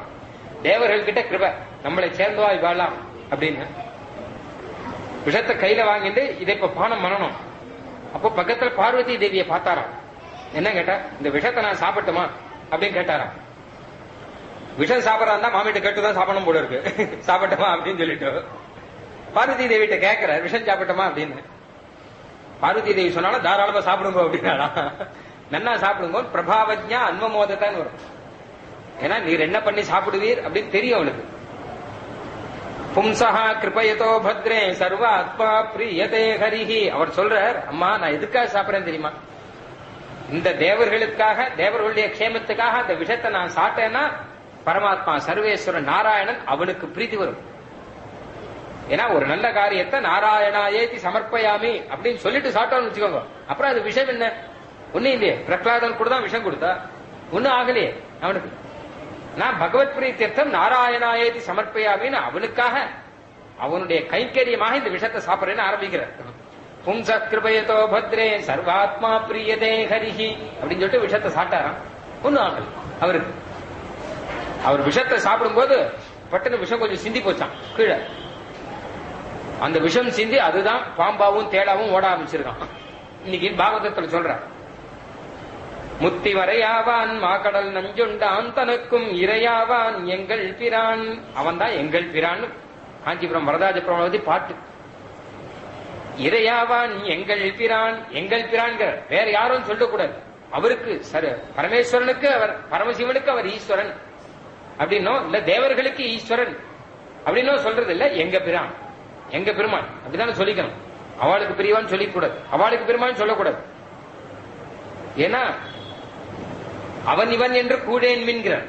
நீ அவன் இவன் சொல்லாதவங்க, அவனை நாம்னு சொல்லுங்க.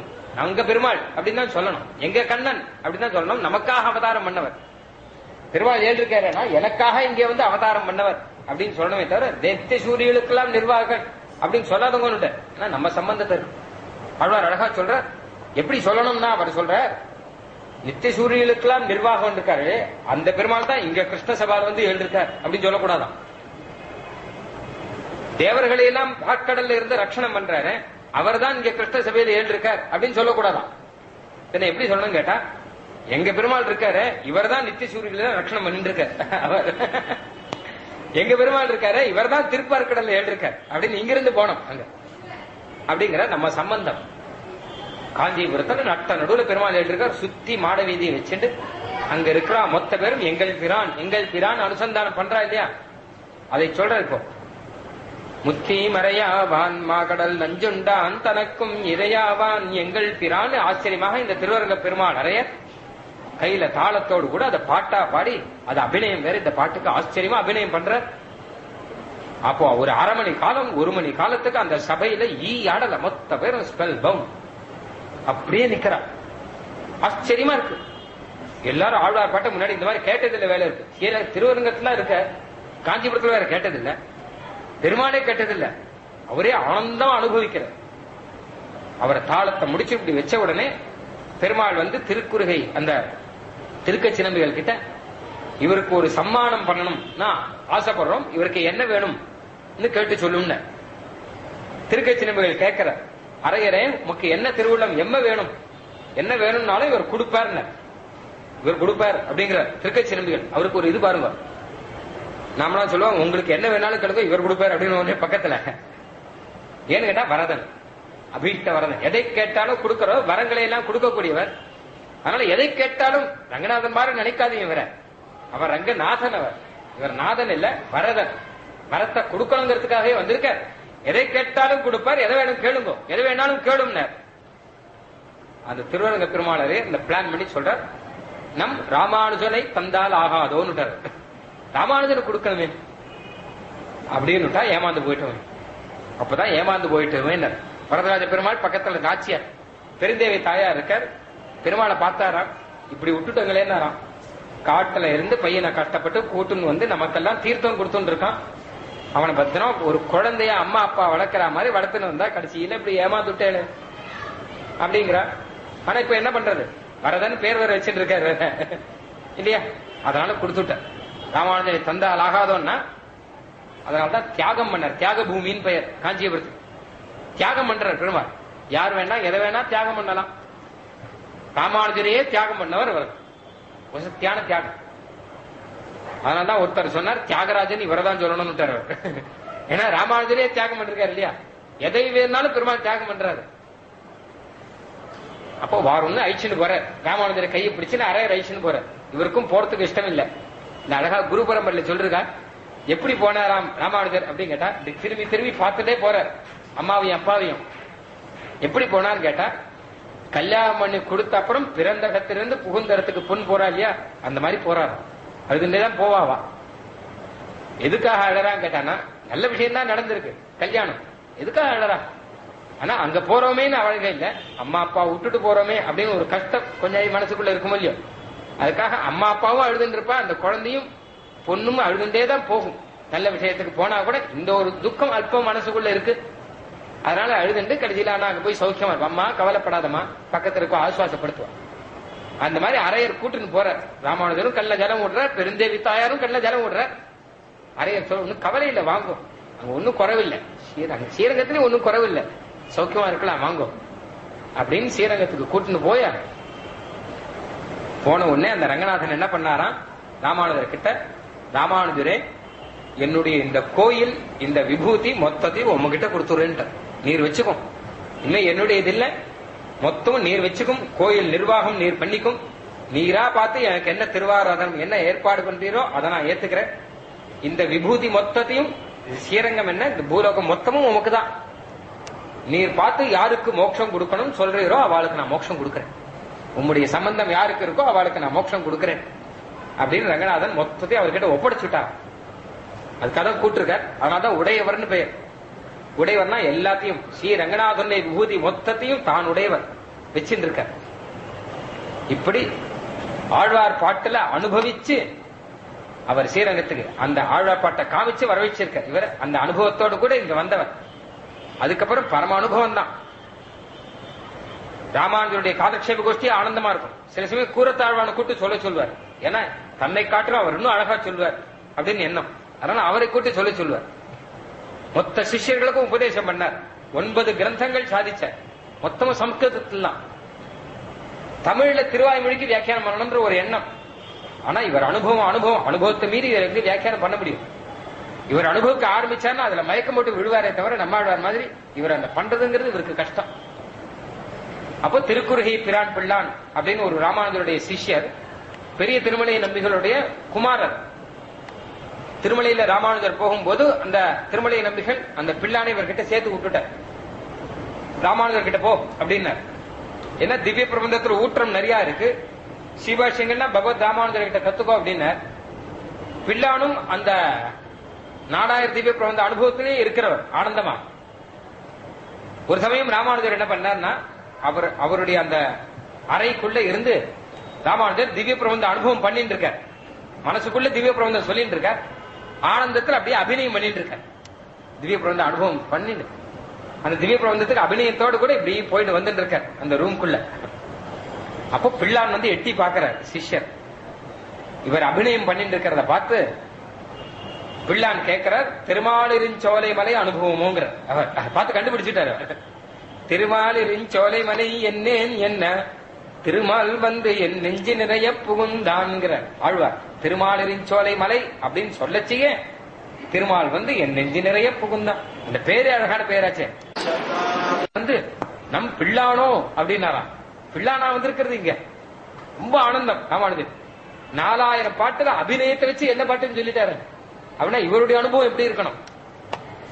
பிள்ளானவன் வாரி அணைச்சு உச்சி மொந்தாராம். அவரை வந்து பக்கத்துல பெரிய ஆச்சாரியர்கள், கூரத்தாழ்வான், முதலியாண்டான், அந்த மாதிரி ஆச்சாரியர்கள் மொத்த பேரும் பெரிய நம்பிகள் வேற இருக்கார்.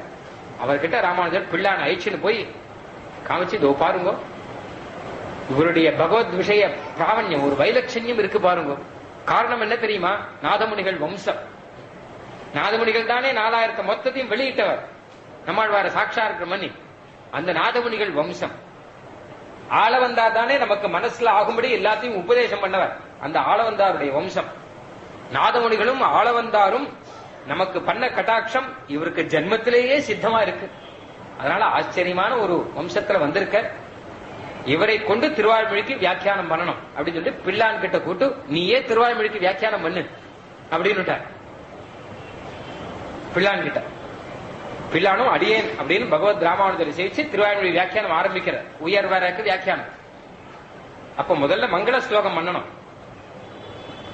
ஆரம்பத்துல ஒரு மங்கள ஸ்லோகம் ஒண்ணு பண்ணிட்டு அதுக்கப்புறம் தான் ஆரம்பிப்பா. எந்த கிரந்தமானாலும் சரி முதல்ல ஒரு மங்கள ஸ்லோகம், பிரார்த்தனா ஸ்லோகம். ஸ்ரீபாஷ்யம் ஆரம்பிச்சார் பகவத் ராமானுஜர். அகில புவன ஜன்ம ஸ்தேம பங்காதி லீலே பவது பரம பக்தி சேமுஷி அப்படின்னு மங்கள ஸ்லோகம் பண்ணிட்டு ஆரம்பிக்கிறார். கீதா பாஷ்யம் அருளி செய்தார். யத் பதாம்போருகத்யான வித்வஸ்தாசேஷகல்மஷ வஸ்துதாம் உபயாதோகம் யாமுனேயம் நமாமிதம்.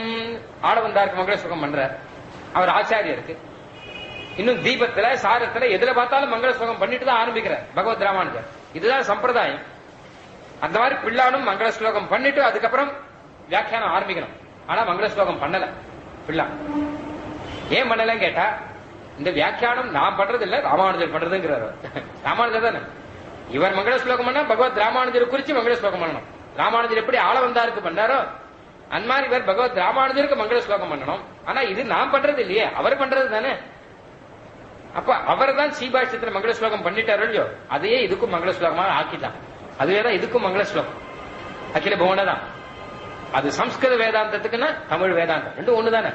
சம்ஸ்கிருத வேதாந்தத்துக்கு இது மங்கள ஸ்லோகம், தமிழ் வேதாந்தம் ராமானுஜர் தான் அருளி செய்கிறார், அதுக்கும் அதுவே மங்கள ஸ்லோகம் அப்படின்னு மனசுல அனுசந்தானம் பண்ணி மங்கள ஸ்லோகம் ஒன்னும் பண்ணாம அவர் ஆரம்பிக்கிறார்.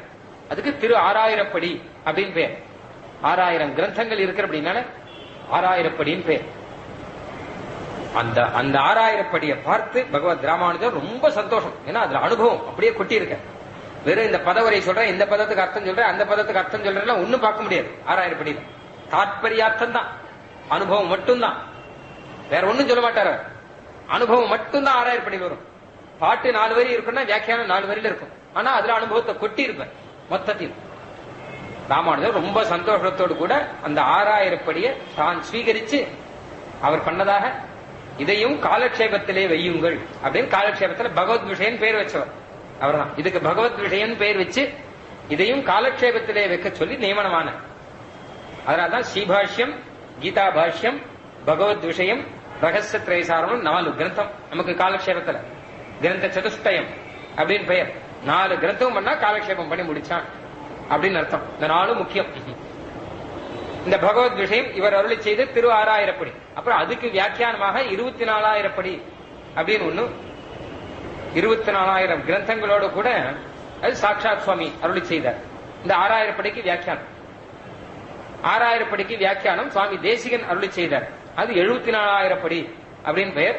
அது இப்ப நமக்கு கிடைக்கிறது இல்ல, அது லுப்தமாயிடுது. நிகம பரிமளம் அப்படின்னு அதுக்கு பெயரா. அது கிடைச்சா நமக்கு இன்னும் ஆனந்தமா இருக்கும். 6000 படியோட அர்த்தம் மொத்தமும் கிடைச்சிருக்கும். இது நாம பண்ண ஒரு தௌர்பாகியம். இத்தனை பாக்கியத்தை நடுவுற இத்தனை தௌர்பாகியங்கள் வேற இருக்கு. கிடைக்க வேண்டிய வஸ்துலாம் கிடைக்காம போயிட்டு இருக்கு. பந்துகடல் அம்பானை ஊசலேசல் பாவு நவமணி மாலை இவையும் சொன்னேன்கிறார் தேசிகனே. பந்து கடல் அம்மானை ஊசல் ஏசல் இதெல்லாம் நான் பண்ணிருக்கேன் அப்படிங்கிறார். பண்ணிருக்கேன்னு அவர் சொல்லவே தான் நமக்கு தெரியுது. ஏன்னா புஸ்தகம் கிடைக்கல. நவமணி மாலை மாத்திரம் கிடைச்சிருக்கு, மும்மணி கோவை மாத்திரம் அதுலயும் கொஞ்சம் தான் கிடைச்சிருக்கு. தௌர்பாகியத்தினால கிடைக்கல. பிள்ளான் அருளி செய்த ஆச்சரியமான வியாக்கியானம் இது. அதை பகவத் விஷயமாக வச்சார். அந்த பகவத் விஷய அனுபவம் இன்னைக்கும் நமக்கு ஒரு நல்ல பொழுது போனா பகவத் விஷயத்தை கையில் எடுத்துனா போறோம். திருவாய்மொழி பாட்டு, அதுக்கு பகவத் விஷய வியாக்கியானம் ஆனந்தமா அனுபவிச்சுட்டே இருக்கலாம். நல்லா அனுபவிச்சுட்டு இருக்கலாம். எத்தனையோ உதாரணம் சொல்லலாம். இவர் சொல்ற பிள்ளானுடைய ஒரு வியாக்கியானம் இருக்கே ரொம்ப ரசமா இருக்கும். 1-2 உதாரணம் அப்படின்னு சொல்றேன்.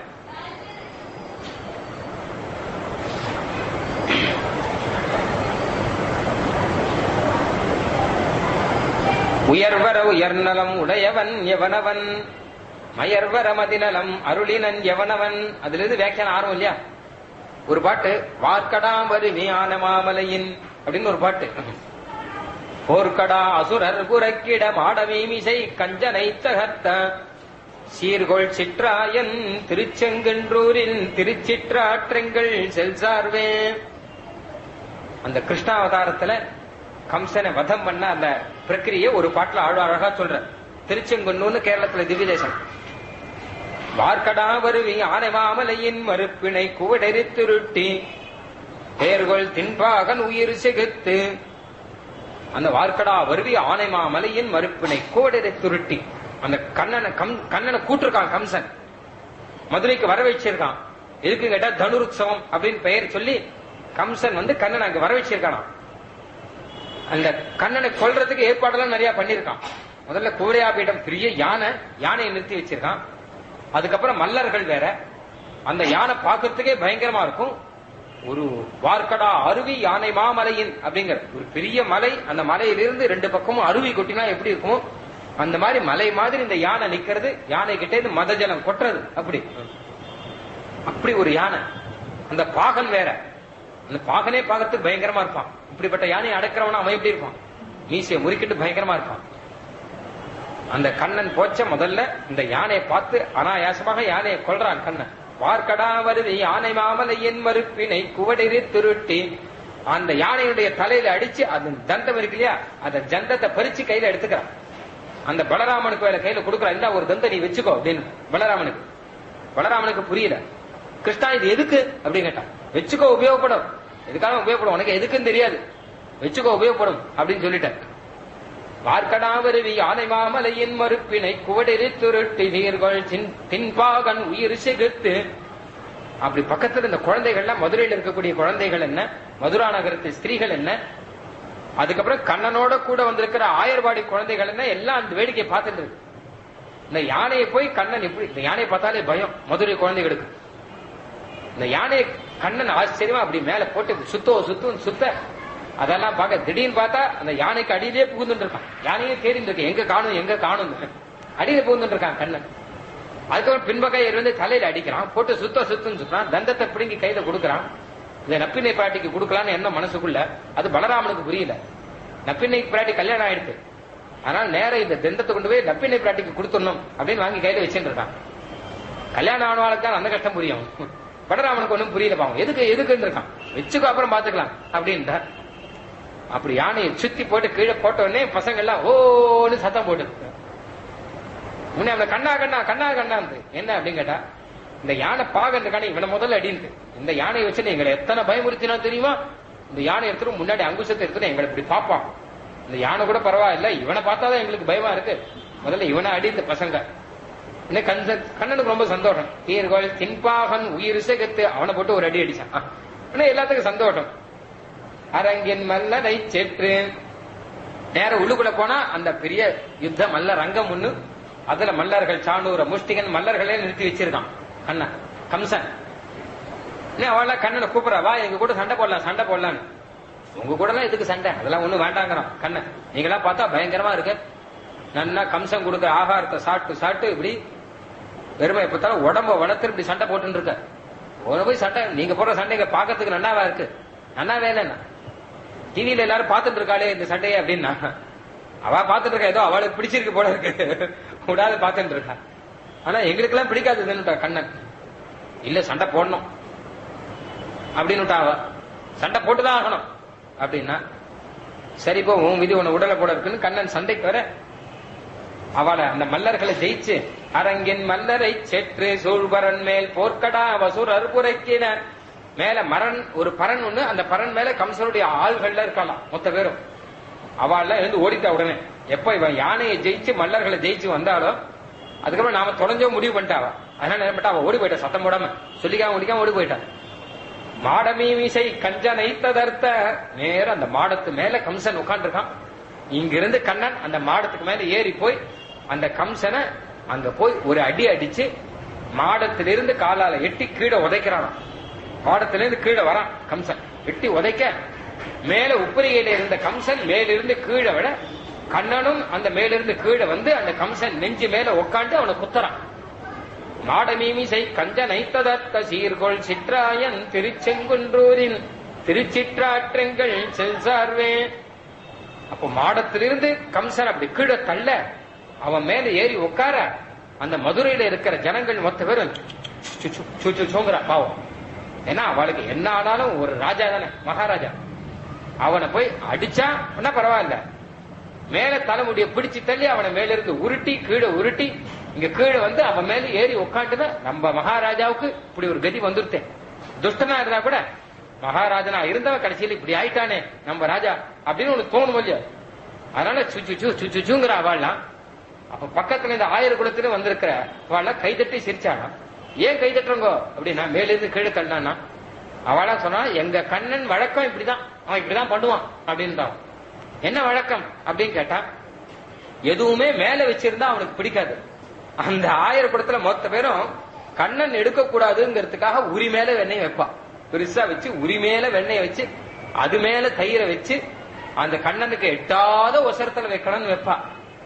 ஆனா எதை மேல வச்சாலும் அவனுக்கு பிடிக்காது. உடனே ஒரு பொத்த உதலை கவித்து அதன் மேலேறி ஒரு உருளையானா கவுத்து வச்சு அதன் மேல ஒரு பையனை உட்காந்து வச்சு அதன் மேல இவன் ஏறி மேல இருக்கிறத உருட்டி அந்த பானையும் உருட்டிடும்.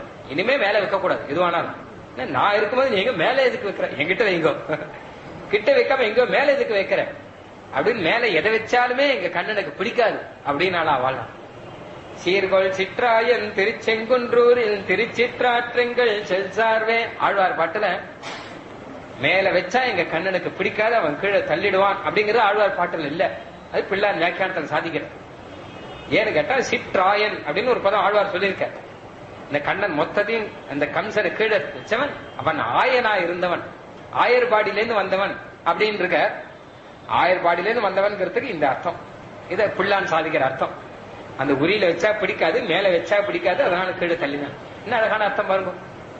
வேண்டி தேவர் இறக்க வந்து பிறந்ததும் வீங்கிருள்வாய் பூண்டன்று அன்று அன்னை புலம்ப போய் அங்கோர் ஆய்குலம் புக்கதும் காண்டல் என்று வளர்ந்து கஞ்சனை துஞ்ச வஞ்சம் செய்ததும் ஈண்டு நான் அலற்றப்பற்றேன் எனக்கோர் இகழுளதே. ஆழ்வார் பாட்டு சொல்ற, குறவை ஆட்சியரோடு கோத்ததும் குன்றமன்று ஏந்தியது. எனக்கு என்ன குறைங்கிற, எனக்கு ஒரு குறவும் இல்லை. கண்ணனுடைய சரித்திரங்களையே நான் சொல்லிட்டே இருக்க. குறவை ஆட்சியரோடு கோத்ததும் குன்றம் ஒன்று ஏந்தியதும் உறவு நீர் பொய்கை நாகம் காய்ந்ததும் உட்பட வற்றும் பல அரவி பள்ளி பிராந்தன் மாய வினைகளையே அலற்றி இரவும் நண்பகலும் தவிர்கிலம். என்ன குறை நமக்கு, நமக்கு என்ன குறை? காத்தாலையும் சாயங்காலமும் கண்ணனுடைய மாயங்களையே சொல்லிட்டு இருப்பேன். அப்படின்னு ஒரு 10 பாட்டு, அழகான பாட்டு.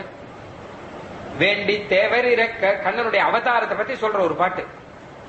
வேண்டி தேவர் இறக்க வந்து பிறந்ததும் தேவர்கள் எல்லாம் போய் பிரார்த்திக்கிறாளாம், போய் பூபாரம் தீக்கிறதுக்காக வந்து பிறக்கணும், பூமியில துஷ்டர்கள் அதிகமாயிட்டான்னு.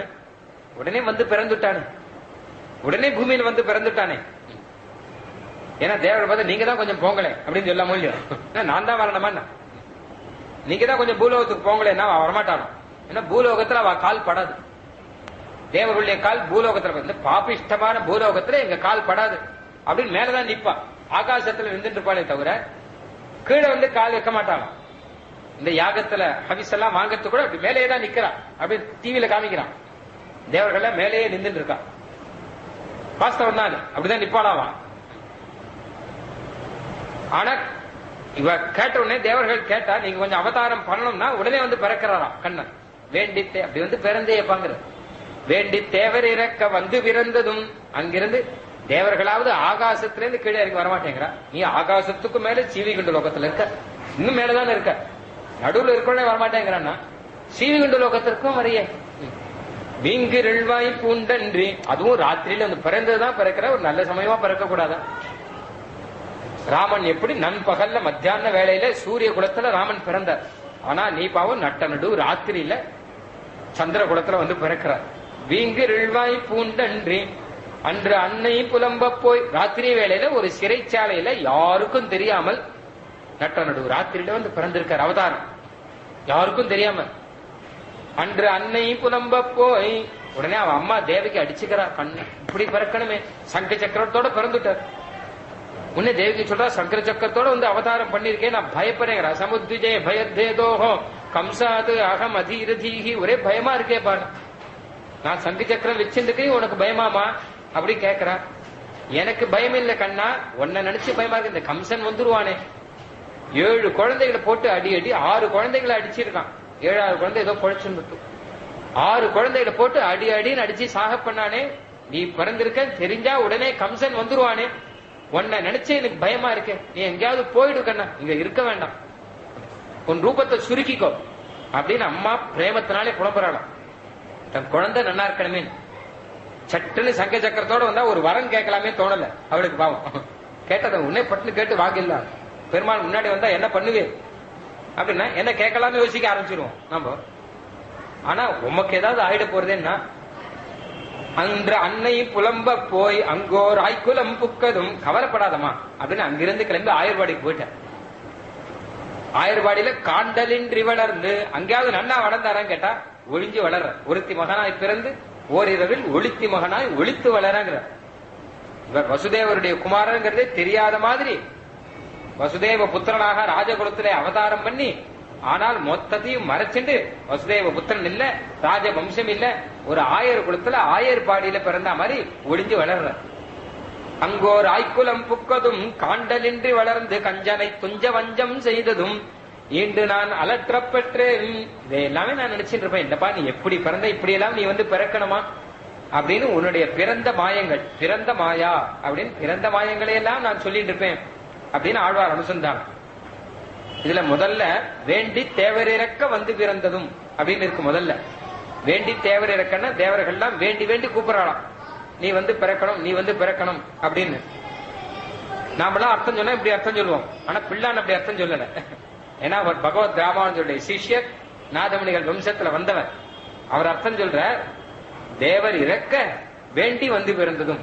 தேவர்கள்லாம் போய் கேட்டாலாம் நீ வந்து பிறக்கணும்னு, உடனே பட்டக்கணும், ரொம்ப வேண்டி என்ன ஆசை அவருக்கு ரொம்ப பிறக்கணும் சொல்லிட்டு, அப்படியே சரி அப்படின்னு உடனே கிளம்பிட்டார். சில பேர் சாப்பிட கூப்பிடணும், சில பேர் நம்ம வேண்டி வருந்தில கூப்பிட வேண்டாம். இன்னைக்கு எங்காத்துல இட்லி பண்ணிருக்கோம்னு சொன்னா போற அவளே வந்துருவா அப்படின்னு. அப்படியா சரி நான் வந்துடுறேன்னு அப்படின்னு இட்லின்னு சொன்னாலே போறோம் அவளே.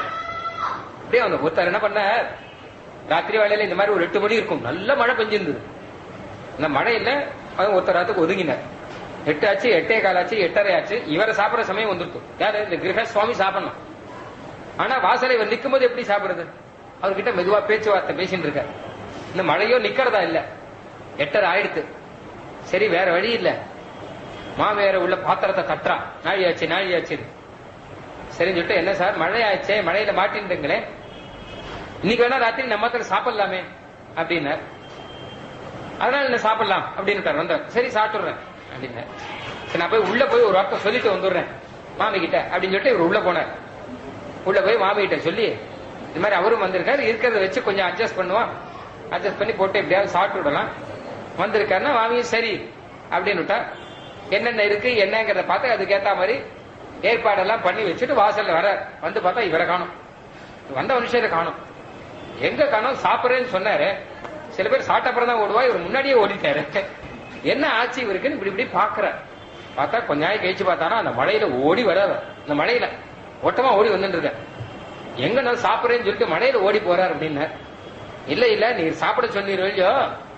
ஆமா சாப்பிட சொன்னா அதுக்கு என்ன கேட்டா, அதான் இன்னைக்கு ராத்திரி நான் சாப்பிட வரலன்னு எங்கத்துல சொல்லிட்டு வந்தேன். சாப்பிடறதுக்கு வரல, எங்கத்துல சொல்லிட்டு வரேன் மிச்சம் பண்றதுக்காக வேண்டி வரா இல்லையா. அந்த மாதிரி தேவர்களா நீர் வந்து பிறக்கணும்னு சொன்னா கண்ணை காத்து அப்படியே பிறக்கணுமா, உடனே வந்து பிறந்துடுற. அது தனக்கு தான் வேண்டி வந்து பிறக்கணுமா, அது ஒரு இது இல்ல, ஒரு ஜுகுப்சை இல்ல. தேவர்கள் வேணா ஜுகுப்சப்படுறா. சஹி தேவைஹி உதீர்ணஸ்ய ராவணஸ்ய வதார்த்திபிஹி அர்த்திதோ மானுஷே லோகே ஜஜ்ஞே விஷ்ணு சனாதனஹ. வால்மீகி கொண்டாடுற என்ன, தேவர்கள்லாம் ராவண வதத்துக்கு பிரார்த்திக்க, மானுஷே லோகே ஜஜ்ஞே விஷ்ணு சனாதனஹா, பிறப்பில்லாதவன், எல்லா இடத்திலும் இருக்கக்கூடியவன் விஷ்ணு. உடனே அப்படியே பூலோகத்துல வந்து பிறக்கணும்னா உடனே இத்தனை 1000 குலத்துல பெண்கள் இத்தனை பேருக்கு அனுகிரகம் பண்ணணும், இத்தனை மகர்ஷிகளுக்கு அனுகிரகம் பண்ணணும், எத்தனை பிளான் வச்சிருக்கார் பெருமாள். பூலோகத்துல வருதுன்னா குழந்தைகள் இருக்கிற இடத்துல அத்தனை இஷ்டமா, அத்தனை இஷ்டத்தோட சட்டுன்னு நேரம் வந்து பிறந்துட்டான். அப்படி பரம கிருபையோட கூட ரொம்ப இஷ்டத்தோடு கூட நமக பூலோகத்துல திரு அவதரித்தருளி அப்படின்னு வேண்டின். இதுதான் பிள்ளானுடைய அர்த்தம். ஒரு பாட்டு 2 பாட்டு இல்ல, 1000 பாட்டுக்கும் அதுல இருக்கக்கூடிய 4000 வரைக்கும் இப்படியே ஒருத்தர் அர்த்தம் பண்ணிருக்கார். இது ஒரு பெரியவாளை வச்சு அவர் அனுபவத்தை சட்டுன்னு புரியாது. பிள்ளான் எந்த இதை எங்க சேர்த்து வச்சிருக்க அப்படிங்கறது நமக்கு தெரியாது. பெரியவாளோட ஒரு சம்பந்தத்தை வச்சுட்டு அவ சொல்லி இந்த பகவத் விஷயத்தை கேட்டேன்னு வச்சுக்கோங்க, மொத்தமும் ஆனந்தமா இருக்கும். அதான் ராமானுஜர் அங்கீகாரம் பண்ணிருக்கார். ஏன்னா பகவத் விஷயத்துல ஊறினவர் ராமானுஜர், இவரும் அந்த மாதிரி இருக்காரு இல்லையோ, அங்கீகாரம் பண்ணியிருக்கார். ராமானுஜர் சரித்திரங்கள்ல எத்தனையோ இடம் இந்த மாதிரி, 1 இல்ல 2 இல்ல, எத்தனையோ இடம். உந்து மதகளிற்றன் ஓடாத தோல் வலியன் நந்தகோபாலன் மருமகளே நப்பின்னாய் கந்தம் கமழும் குழலி கதை திறவாய் வந்தெங்கும் கோழி அடைத்தனகான் மாதவி பந்தல் மேல் பல்கால் குயிலினங்கள் கூவினகான் பந்தார் விரலி உன் மைத்துனன் பேர்பாட செந்தாமரை கையால் சீரார் வளையுலிப்ப வந்து திறவாய் மகிழ்ந்தேலோ ரெம்பாவாய். பாட்டு எல்லாருக்கும் தெரியும். திருப்பாவையில இந்த பாட்டுக்கு ராமானுஜர் பாட்டுன்னு பெயர் இருக்கு. அதுல அர்த்தம் ஊரினாலும் அவருக்கு பிடிச்ச பாட்டு திருப்பாவையில. மார்கழி மாசம் 30 நாளும் திருப்பாவையில விசேஷமா அனுசந்தானம் எல்லாரும் பண்றோம். நம்ம பெரியவாள்லாம் ஏற்பாடு பண்ணி வச்சிருக்கா. மார்கழி மாசம் அந்த தினத்தை சொல்லச்சே அந்த பாட்டை வச்சு சொல்லணும். இன்னைக்கு உந்து பாட்டு, இன்னைக்கு நாயகன் பாட்டு அப்படின்னு சொல்றா. பத்திரிகையில நாயகனாய் அப்படின்னு எழுதுவா. காலங்காத்தால எழுந்திருந்து திருப்பாவை அனுசந்தானத்தோடு கூட மார்கழி மாசமே ரொம்ப சாத்விகமான மாசம். நம்ம பக்கங்கள் எல்லாம் இங்கேயும் ரொம்ப ஆனந்தமா இருக்கும். திருப்பாவை உற்சவம் நடக்கிறது இங்கேயும். காலங்காத்தா பின்பாலே எழுந்துக்கணும், எழுந்து திருப்பாவையை சொல்லணும், பெருமாளுக்கு தனுர் மாசம் ஆராதனை பண்ணணும். அதுக்கப்புறம் முடிஞ்சா கோயிலுக்கெல்லாம் போய் பெருமாளை சேவிக்கணும். காத்தால் நித்தியப்படி பண்ண வேண்டிய ஆராதனை பண்ணணும். அது கூட நித்தியப்படி ஆன்மீக கிருத்தியங்கள் பண்ணணும். சாயங்காலமா இப்படி வந்தானா கோயில்கள்ல பகல் 10 ராப்பத்து உற்சவம் நடக்கும். அங்க போய் சேவா காலம் பண்ணணும், வேத பாராயணம் பண்ணணும். காத்தால வேத பாராயணம், சாயங்காலம் சேவா காலம், பெருமாள் கோஷ்டி, அதுக்கப்புறம் திருப்பாவை உபன்யாசம் என்று ராத்திரி நிம்மதியா படுத்துக்கணும். சாத்விகமான மாசம், மொத்தம் பகவத் சம்பந்தத்தை கொடுக்கக்கூடியது. நமக்கே இப்படி ஆனந்தமா இருக்கணும். ஆச்சாரியாளுக்கெல்லாம் எப்படி இருந்திருக்கும்? ஸ்ரீரங்கத்தில் இருந்தவாளுக்கெல்லாம் ராமானுஜர் அதே அனுபவத்தில் இருக்கக்கூடியவர். அன்னை பாட்டு வந்துதான் அன்னி முழுக்க மனசுக்குள்ள அந்த அனுபவத்திலே என்னமா நாச்சியார் அருளை செய்திருக்க. நாச்சியார் ஏதாவது திருப்பாவை ஜீயர்னே பேரா ராமானுஜர். ஏன்னா திருப்பாவைக்கு அத்தனை அர்த்தம் இருக்கு. 30 பாட்டுக்கு 30 நாள் அர்த்தம் சொல்றாளே. ஒரு நாளைக்கு 2 மணி காலம் வச்சு சொல்றாருன்னா அத்தனை அனுபவம் ஆச்சாரியெல்லாம் கொடுத்துருக்கா. ராமானுஜரும் அதே அனுபவத்தில் இருக்க. திருப்பாவை அர்த்தம் மொத்தத்தையும் ராமானுஜர் சொல்லி கேட்கணும். ஆனா ராமானுஜர் என்ன சொல்வாரான்னு கேட்டா, திருப்பாவைக்கு பூர்ணமான அர்த்தத்தை நாம சொல்ல முடியாதுன்னு அவர். நாம சொல்ல முடியாது. ஏன்னா ஒரு பெண் பாடின பாட்டு இது, நாச்சியார் அருளி செய்த பாட்டு. அந்த நாச்சியாருடைய பாவம் என்ன நாம சொல்ல முடியுமோ? ஆழ்வார்கள்லாம் வேணா ஸ்திரீ வேஷத்துல நாயிகா பாவத்துல பாட்டு பாடுறா. அது வேணா நமக்கு கொஞ்சம் புரியுமா இருக்கலாம். இது உண்மையிலே நாயிகா பாவம். என்ன கேட்டா ஆழ்வார்கள்லாம் பெண்ணுடைய உடுத்தி பேசுறாளா. ஆனா ஒரு பெண்ணே அவர் எந்த பாவத்துல பேசுறாருன்னா நமக்கு புரியாது. அது செட்டுன்னு அந்த பாவம். அப்ப நாச்சியாருடைய பாட்டுக்கு அர்த்தத்தை யார் சொல்லணும் கேட்டா நமக்கெல்லாம் அதுக்கு சக்தி கிடையாதுன்னு ராமானுஜன். யார் சொல்லணும்னா தாமே சொல்லி தாமே கேட்க வேண்டும். அத்தனை நாளா அவரே தான் அர்த்தம் சொல்லி அவரே தான் கேட்கணும். ஏன்னா அவருக்கு தான் புரியும். சொல்றவரும் அவரா இருக்கணும், புரிஞ்சுக்கவரும் அவரா இருக்கணும். அவருக்கு தான் புரியும். ஏன்னா அவரே சொல்றாரு, நாங்கள் எங்கள் இருந்து ஒட்டிய கச்சங்கம் நானும் அவனும் அறிதுங்கிற நாச்சியார். நானும் ஸ்ரீ கிருஷ்ணனும் என்ன பண்றோம் அப்படின்னு எங்களுடைய ரகசியம் எனக்கும் அவனுக்கும் மட்டும்தான் தெரியும், வேற யாருக்கும் தெரியாது. கண்ணன் வந்தா என்ன பண்ணுவேன் கேட்டா, வர கூவிற்றியாகில் அவனை நான் செய்வன காணேங்கிற. அவன் இங்க வரட்டும், அப்புறம் என்ன பண்றேன் பாரு அப்படிங்கிற. இப்ப என்ன பண்றாங்கிறது யாருக்கு தெரியும்? அவர் பாட்டுல இருக்கு, அவ்வளவுதான். மாமா வரட்டும், என்ன பண்றேன் பாருங்கிற மாமி. இப்ப பக்கத்துல இருக்கால என்ன பண்ணுவாங்க அப்படின்னு புரியல. என்ன பண்றேன் பாருங்கன்னா என்ன பண்ணுவாங்க? அவனை வர கூகிற்றியாக, அவன் வரட்டும் இங்க, அவனை நான் செய்வன காணேங்கிற ராஜா. அவனை என்ன பண்ற நீ பாருங்கிற அந்த குயில் கிட்ட. நீ கூவு, அவன் இத்தனை நாள் வராம முகம் காட்டாம இருக்கான் இல்லையா, அவன் வரட்டும், வந்தா என்ன பண்றேன் பாரு அப்படின்னா பெரியவாச்சான் பிள்ளை வியாக்கியானம் பண்ணிருக்கேன். என்ன பண்ண போறாரு? அவனை வந்தா என்ன பண்ண போறாரு? பெருமாள் வந்தா அப்படின்னா அவனை வச்சு நீ இத்தனை நாள் நீ எங்கடா போன அப்படின்னு நிந்தை பண்றதுன்னா அது கிடையாது. இல்ல ரொம்ப நாள் கழிச்சு கண்ணன் வரானே, உடனே அவனை இருக்கா ஆலிங்கனம் பண்ணி அவனை இந்த இடத்தை விட்டு புடை பெயர விட முடியாதபடி பண்றேன்னா அதுவும் இல்லையா? பின்ன நாச்சியார் என்ன பண்ண கேட்டா, இத்தனை நாள் அவனை பிரிஞ்சு நான் கஷ்டப்பட்டு இருக்கேன் இல்லையா, அதே மாதிரிதானே என்ன பிரிஞ்சு அவன் கஷ்டப்படணும். அப்ப அந்த விடா எல்லாம் தீரும்படி இந்த நாச்சியாரை இருக்க ஆலிங்கனம் பண்ணணும்னு அவா இல்லாத விடை விடை அப்படின்னு அவாவரச்சூள் அரிய அயனை அரணை அலற்றி அவாவற்று வீடு பெற்ற அப்படிங்கிற. என்ன கேட்டானா, சூழ்ந்த கண்ணான் இப்படி எம்பெருமானுக்கும் மறுத்தருள ஒண்ணாதபடி பியாட்டி திருவாணியும் தன் திருவாணியும் விட்டு நிர்பந்தித்துக் கொண்டு இது பிள்ளான் வியாக்கியானம், ஆர்த்தஸ்வரத்தாலே கூப்பிடும் அளவில் தாம் மனோரசித்தபடியே எம்பெருமானும் எழுந்தருள அவனைக் கண்டு மகதகங்காராதிகள் எல்லாவற்றையும் வியாபித்து அதிலும் பெரிதான மூல பிரகிருதிக்கும் அத்தையும் வியாபித்து அதிலும் பெரிதான முக்தாத்மாவிக்கும் அதிலும் பெரிதான உன்னுடைய சங்கல்ப ஞானத்துக்கும் ஆத்மாவாய் இருந்த நீ அந்த சங்கல்ப ஞானத்தை காட்டிலும் பெரிதாயிருந்த என்னுடைய விடாயெல்லாம் தீரும்படி என்னுடைய ஆசை அப்படி இருக்கான். என்ன அதிலும் பெரிதான அதிலும் பெரிதான அதிலும் பெரிதான உன்னுடைய சங்கல்ப ஞானம், அந்த சங்கல்ப ஞானத்தை காட்டிலும் பெரிதாயிருந்த என்னுடைய விடாயெல்லாம் தீரும்படி அந்த ஜெகதாகாரனானபடியே நீயானபடியே வந்து சூழ்ந்தாய்ங்கிற. என்னுடைய ஆசை அத்தனை ஆசை தீரும்படி என்கிட்ட வந்து என்ன ஆலிங்கனம் பண்ணிட்டு இருக்கேங்கிற ஆழ்வார். அந்த மாதிரி எனக்கு எத்தனை ஆசை இருக்கு, என்னை காட்டும் என்னை பிரிஞ்ச அத்தனை ஆசை தீர என்னை வந்து இருக்க ஆலிங்கனம் பண்ணணும்னு சொல்லிட்டு கண்ணன் வருவானோ இல்லையோ, அப்படி வரும்போது பட்டான கதவை அடைச்சிடுவேன்னு தான். அதான் அவனை நான் செய்வேன். வருவானோ இல்லையோ, வரும்போது அவனுக்கு முகம் கொடுக்காமல், மட்டடி உற்சவம், அவனுக்கு முகம் கொடுக்காமல் அந்த கதவை நான் அடைச்சிடுவேன் நான். அதை நீ பாருங்கிறாளா, இப்படி அர்த்தம் பண்றா வியாக்கியானத்துல. நாச்சியார் என்ன பாவத்துல அருளி செய்தார் அப்படின்னு என்னவானாலும் புருஷாளுக்கு சொல்ல முடியாது இல்லையா. அப்ப திருப்பாவைக்கர்த்தா அவர் தான் பண்ணணும், நம்ம பண்ண முடியாதுன்னு ராமானுஜர். அந்த அத்தனை ஒரு அனுபவத்தில் இருக்கிறவர் அன்னைக்கு 18வது நாள் உந்து மதகளிற்றன் பாட்டு, மார்கழி மாசம் 18ஆம் தேதி உந்து மதகளிற்றன் பாட்டு. அவர் அந்த அனுபவத்தோடு கூட கோயில்ல போய் திருப்பாவை சாத்து முறையெல்லாம் ஆனப்புறம் பகவத் ராமானுஜர் திரும்பி ஏழ்ற தன்னுடைய ஆசிரமத்துக்கு போனோம். அப்ப அவருடைய ஆச்சாரியன் பெரிய நம்பிகள் திருமாளிகை அங்க இருக்கு. அங்க போய் ஆச்சாரியன் பார்த்துட்டு தான் போற வழக்கம். திருமாலை செவிச்சுட்டு ஆச்சாரியன் பார்த்துட்டு வரணும். பெரிய நம்பிகள் திருமாளிகைக்கு அவர் வர, கதவு சாத்திருக்கு திருமாளிகையில. அப்போ வாசல்ல இருந்து அவர் கதவை தட்டுறார் பகவத் ராமானுஜர். கதவை தட்டுறார். உள்ளுக்குள்ள வந்து உந்து மதகளிற்றன் பாட்டு மனசுக்குள்ள அனுசந்தானம் பண்ணிட்டு இருக்கார். அந்த அனுபவத்திலே தான் இருக்கார் உள்ளுக்குள்ள. நேரம் அவர் கால் அந்த பழக்க தோஷத்தினால நடைப்பழக்கம் நேரம் அங்க வர கதவை தட்டுறார். ஆனா உள்ளுக்குள்ள உந்து மதகளிற்றன் பாட்டு. கதவு தட்டினோடனே ஒரு பெண் ஒருத்தி அத்துடாயின்னு அவருடைய குமாரத்தி, சின்ன குழந்தை பாவம். அந்த குழந்தை, சின்ன குழந்தை வந்து அந்த கதவை திறக்கிறது. திறக்கும் போது அது கையில இருக்கிற வலங்க, அது கால் ஜலங்க சத்தம் போட, கையில இருக்கிற வலையொலி இல்லா சத்தம் போட அந்த கதவை திறக்க போகுது. இவர் உள்ளுக்குள்ள நந்தகோபாலன் மருமகளே நப்பின்னாய், கந்தம் கமழும் குழலி கடை திறவாய், மாதவி பந்தல் மேல் பல்கால் குயிலங்கள் குவினகான், பந்தாறு விரலி உன் கைவளை ஒலிப்ப, செந்தாமரை கையால் சீர பந்தாறு உரளி உன் மைத்துனன் பேர்பாட, செந்தாமரை கையால் சீரார் வளை ஒலிப்ப. மனசுக்குள்ள அதே நினைச்சிட்டு இருக்கார.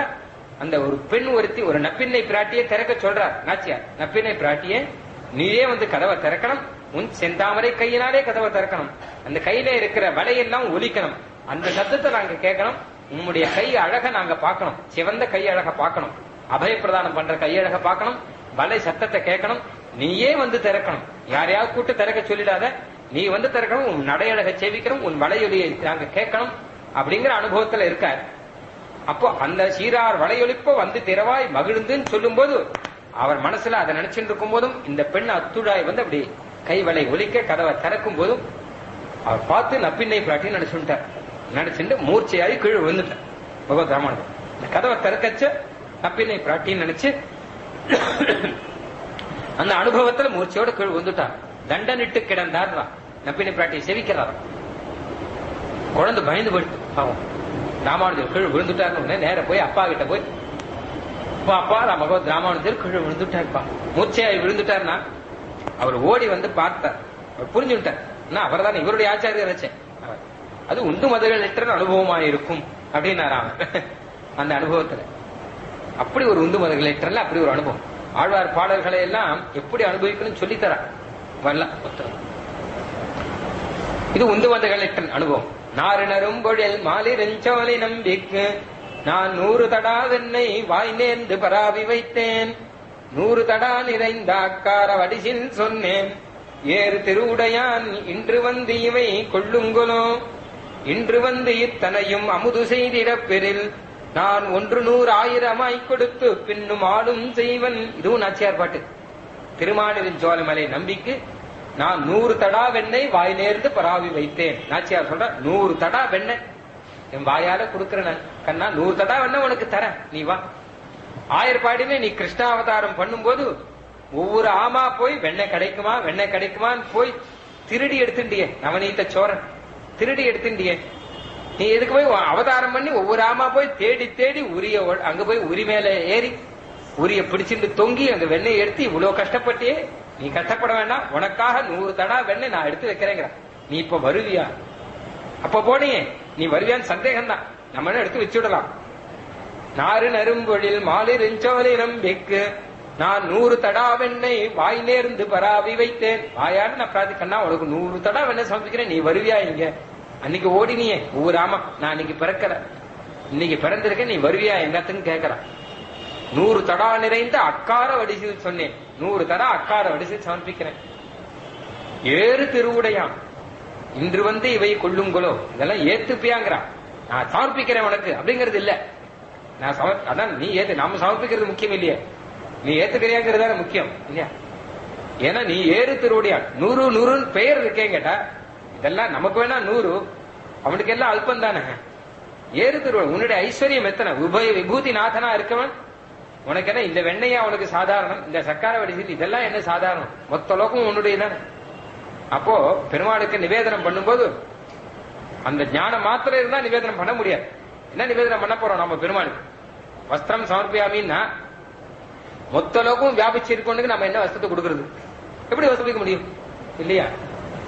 இல்ல பழம் நிவேதியாமி அப்படின்னா உலகம் உண்ட பெருவாயனா இருக்கிறவனுக்கு அவன் வயத்துக்கு நீ என்னத்தை கொடுக்க போறோம்?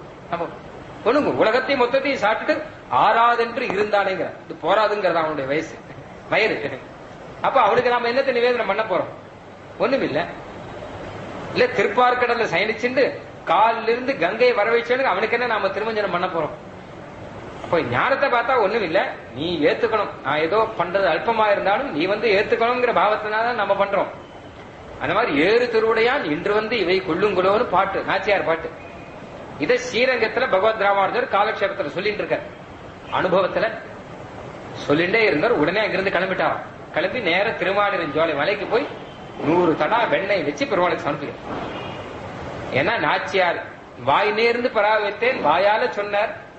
ஆனா நம்ம கொடுக்கணும்னு ஆசை, எத்தனை ஆசை இருந்தா அவர் வாயால சொல்லியிருப்பார்.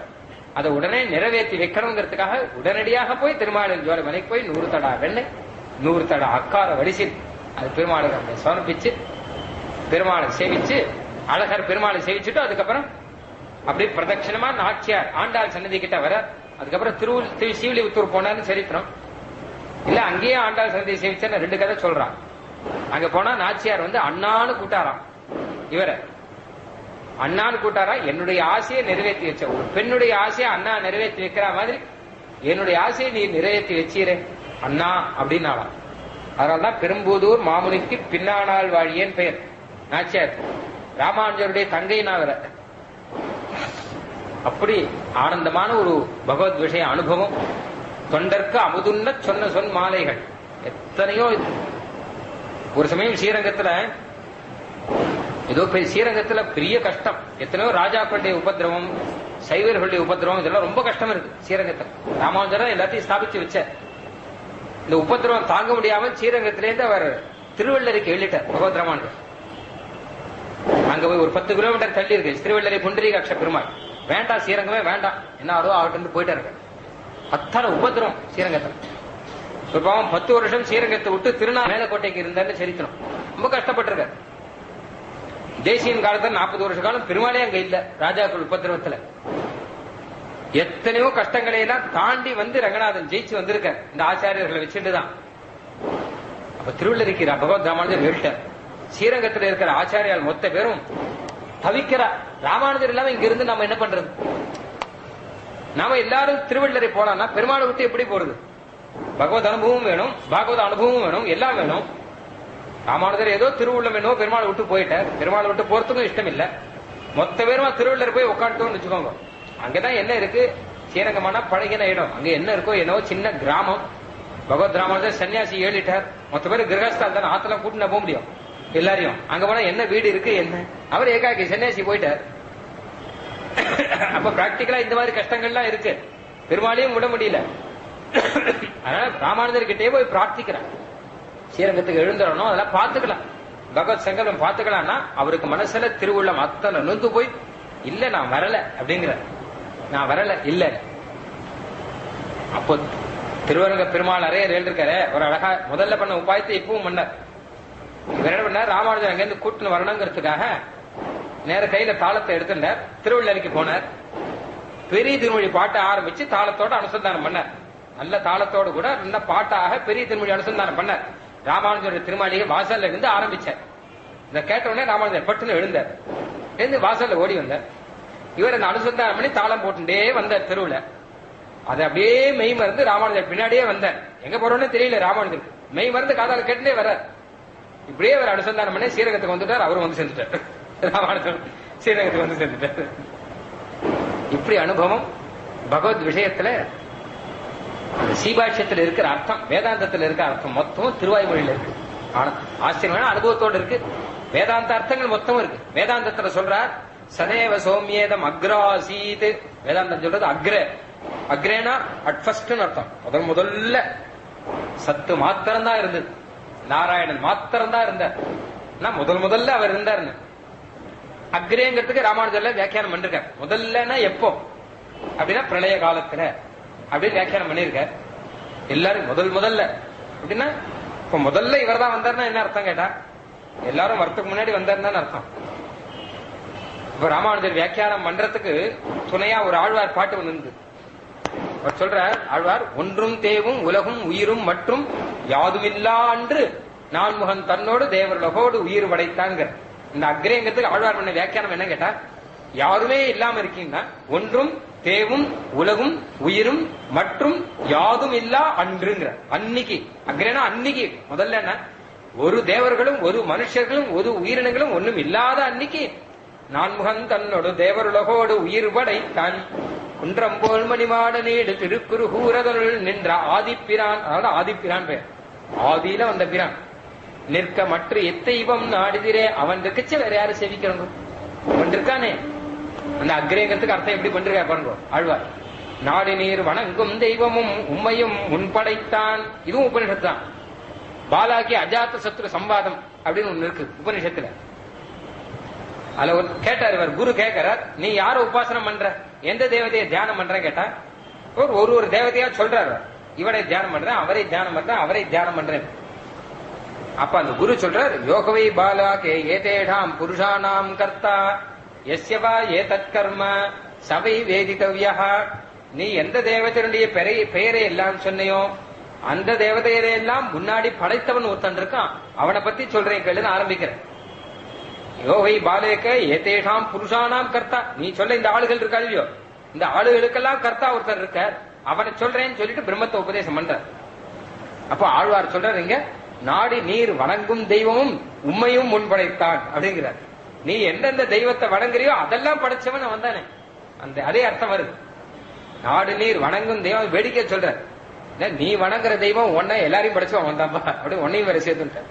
உன்ன மாதிரிதான் அவளும் என்ன, உன்ன இன்னைக்கு படிச்சிருக்கா, அவளை அன்னைக்கு படிச்சான் கொஞ்ச நாள் முன்னாடி. சீனியாரிட்டியில வேணா பிரச்சனையே தவிர படைக்கப்பட்டவள் எல்லாரும் ஒருத்தர் தான், மொத்த பேரும் எல்லாம் ஒண்ணுதான் அப்படின்னு. நாடு நீர் வணங்கும் தெய்வமும் உண்மையும் முன்படைத்தான் வீடில் சீர்ப்புகள் ஆதிப்பிரான் அவன் மேவி யுரை கோயில். இதை வச்சுட்டு ராமானுஜர் அதுக்கு அர்த்தம் பண்ற. ஆழ்வார் பாட்டுல ஊறினவர், அதனால உபனிஷத்துக்கு ரசமா வியாக்கியானம் பண்ண முடியுது அவருக்கு. ரெண்டு சேர்த்து அனுபவிக்கணும், அதுதான் உபய வேதாந்தம். இன்னொரு இடம் இருக்கு, அசுத்தம் இதிச்சேன்ன சப்தாத்னு ஒரு இடம், இது பிரம்மசூத்திரத்துல. இதுல ஒருத்தர் கேள்வி கேட்கிறார், யாகங்கள் எல்லாம் அசுத்தம்ங்கிறார். யாகம் பண்றா இல்லையோ அதெல்லாம் பரம பவித்திரமான இடம். யஜ்ஞோவை விஷ்ணுனா விஷ்ணுர்வை யஜ்ஞான, விஷ்ணுதான் யஜ்ஞம், யாகம் தான் விஷ்ணு, விஷ்ணு ஸ்வரூபம், பரம பவித்திரமான ஸ்தலம் யாக பூமி. ஆனா இப்போ ஒருத்தன் அதுல ஒரு ஆசங்க கேள்வி ஒருத்தன் பண்ணிருக்கான், யாகங்கிறதே அசுத்தம்னுட்டான். ஏன்னு கேட்டா ஹிம்சா மிஸ்டத்வார், யாகத்துல ஹிம்சை உண்டு. இந்த ஆட்டை வச்சு மந்திரங்கள் எல்லாம் சொல்லி ஆடை வச்சு சேர்க்கணும் ஹவிஸ். அப்போ இத்தனை பண்றோம், இது ஹிம்சை தானே. வேதமே ஹிம்சை பண்ணாதான் சொல்றது, ஆனா யாகத்துல பார்த்தா ஹிம்சை பண்ணுன்னு சொல்றது. அப்ப இது ஹிம்சை பண்ணாதான் இது அசுத்தம் இல்லையா அப்படின்னு கேள்வி கேட்டா இது ஒரு பெரிய பிரச்சனை. இதுக்கு ஒருத்தரும் ஒரு சமாதானம் சொல்லியிருக்காங்க, ஒருத்தரும் ஒரு பதில் சொல்லியிருக்காங்க. சாங்கிய மதத்துல ஒரு பதில் சொன்னா, இது ஹிம்சை தான், வாஸ்தவம் தான், ஆனா யாகம் பண்ணா சொர்க்கம் கிடைக்கும், அதனால யாகம் பண்ணிட்டு சொர்க்கம் போறான். அப்புறம் ஹிம்சை பண்றதுக்கு பலன் என்னன்னு கேட்டா அவன் அந்த பலனையும் அனுபவிக்கிறான். ஒண்ணு நரகத்துக்கு போறான், இல்ல பூலோகத்துல மரமா பறக்கிறான் அப்படின்னு ஏதோ ஒண்ணு சொல்றான். அப்புறம் மீமாம்சகள்லாம் ஒரு இதாக வியாக்கியானம் பண்றா.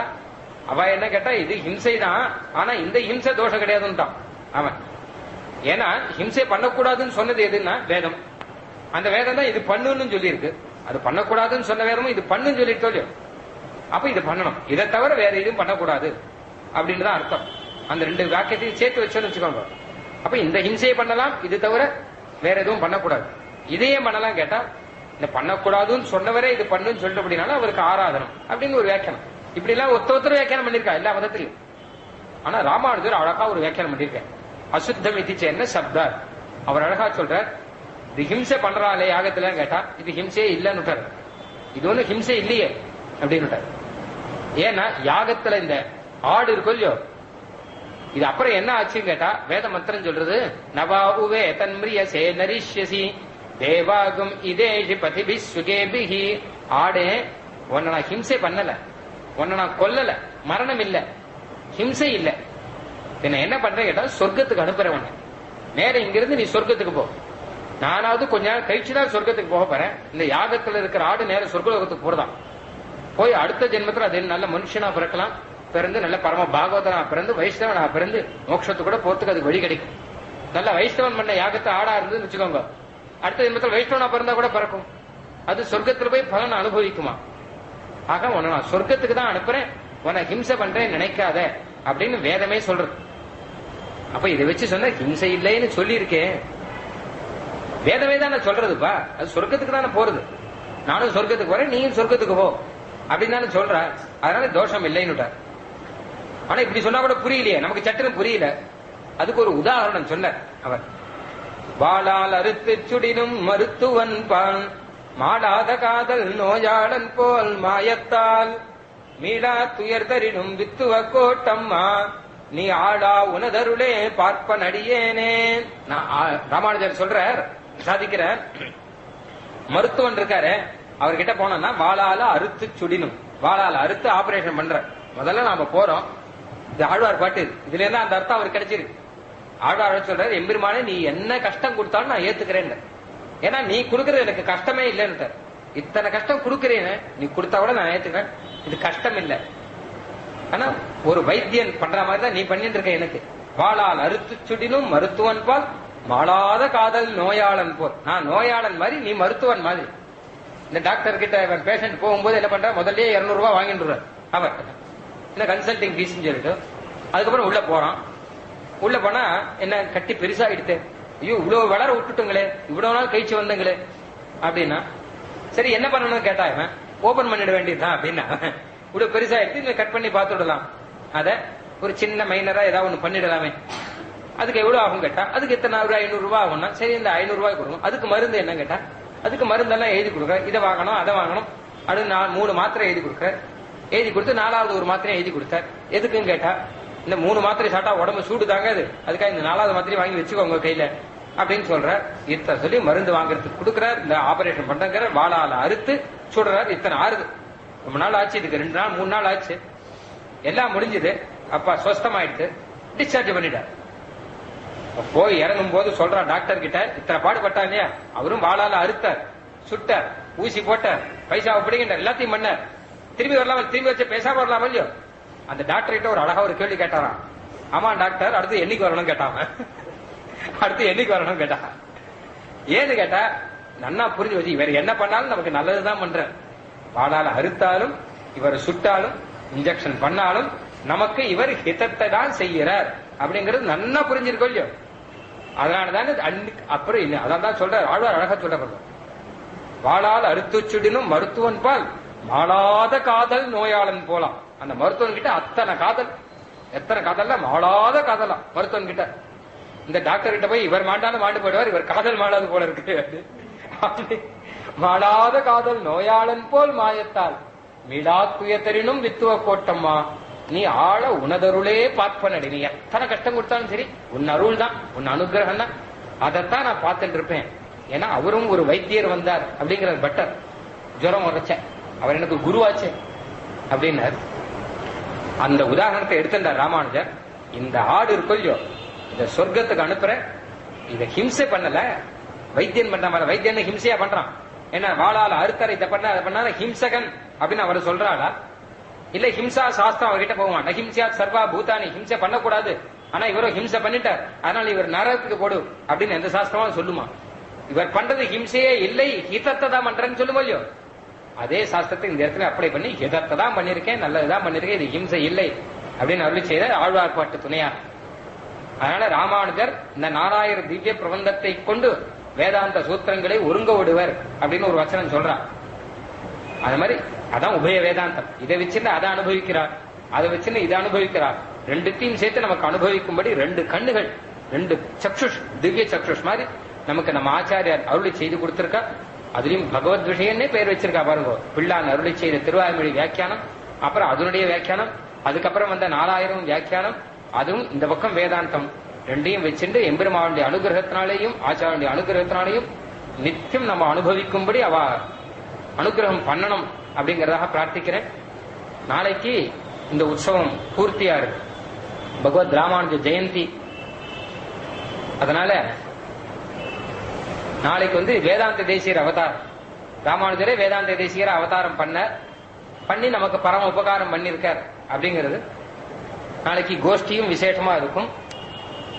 தேசிகனும் இருக்கிறபடினால இந்த உபன்யாசமும் விசேஷமா இருக்கணும். பெரியவாளுடைய அனுகிரகத்துல எல்லாம் நன்னா நடக்கணும். பரம பாகவதர்களும் சேர்ந்து இருந்து பொலிக பொலிக என்று அனுபவிக்கணும். ஸ்ரீமதே ராமானுஜாய நமஹ. நாராயணாயேதி சமர்ப்பயாமி. சர்வதேசதசாகாலேஷ்வ்யாஹத பராக்கிரமா ராமானுஜார்ய திவ்யாஜ்ஞா வர்ததாமபிவர்ததாம். ராமானுஜார்ய திவ்யாஜ்ஞா பிரதிவாசரமுஜ்வலா திகந்தவ்யாபினி பூயாத் சாஹி லோகஹிதைஷினி.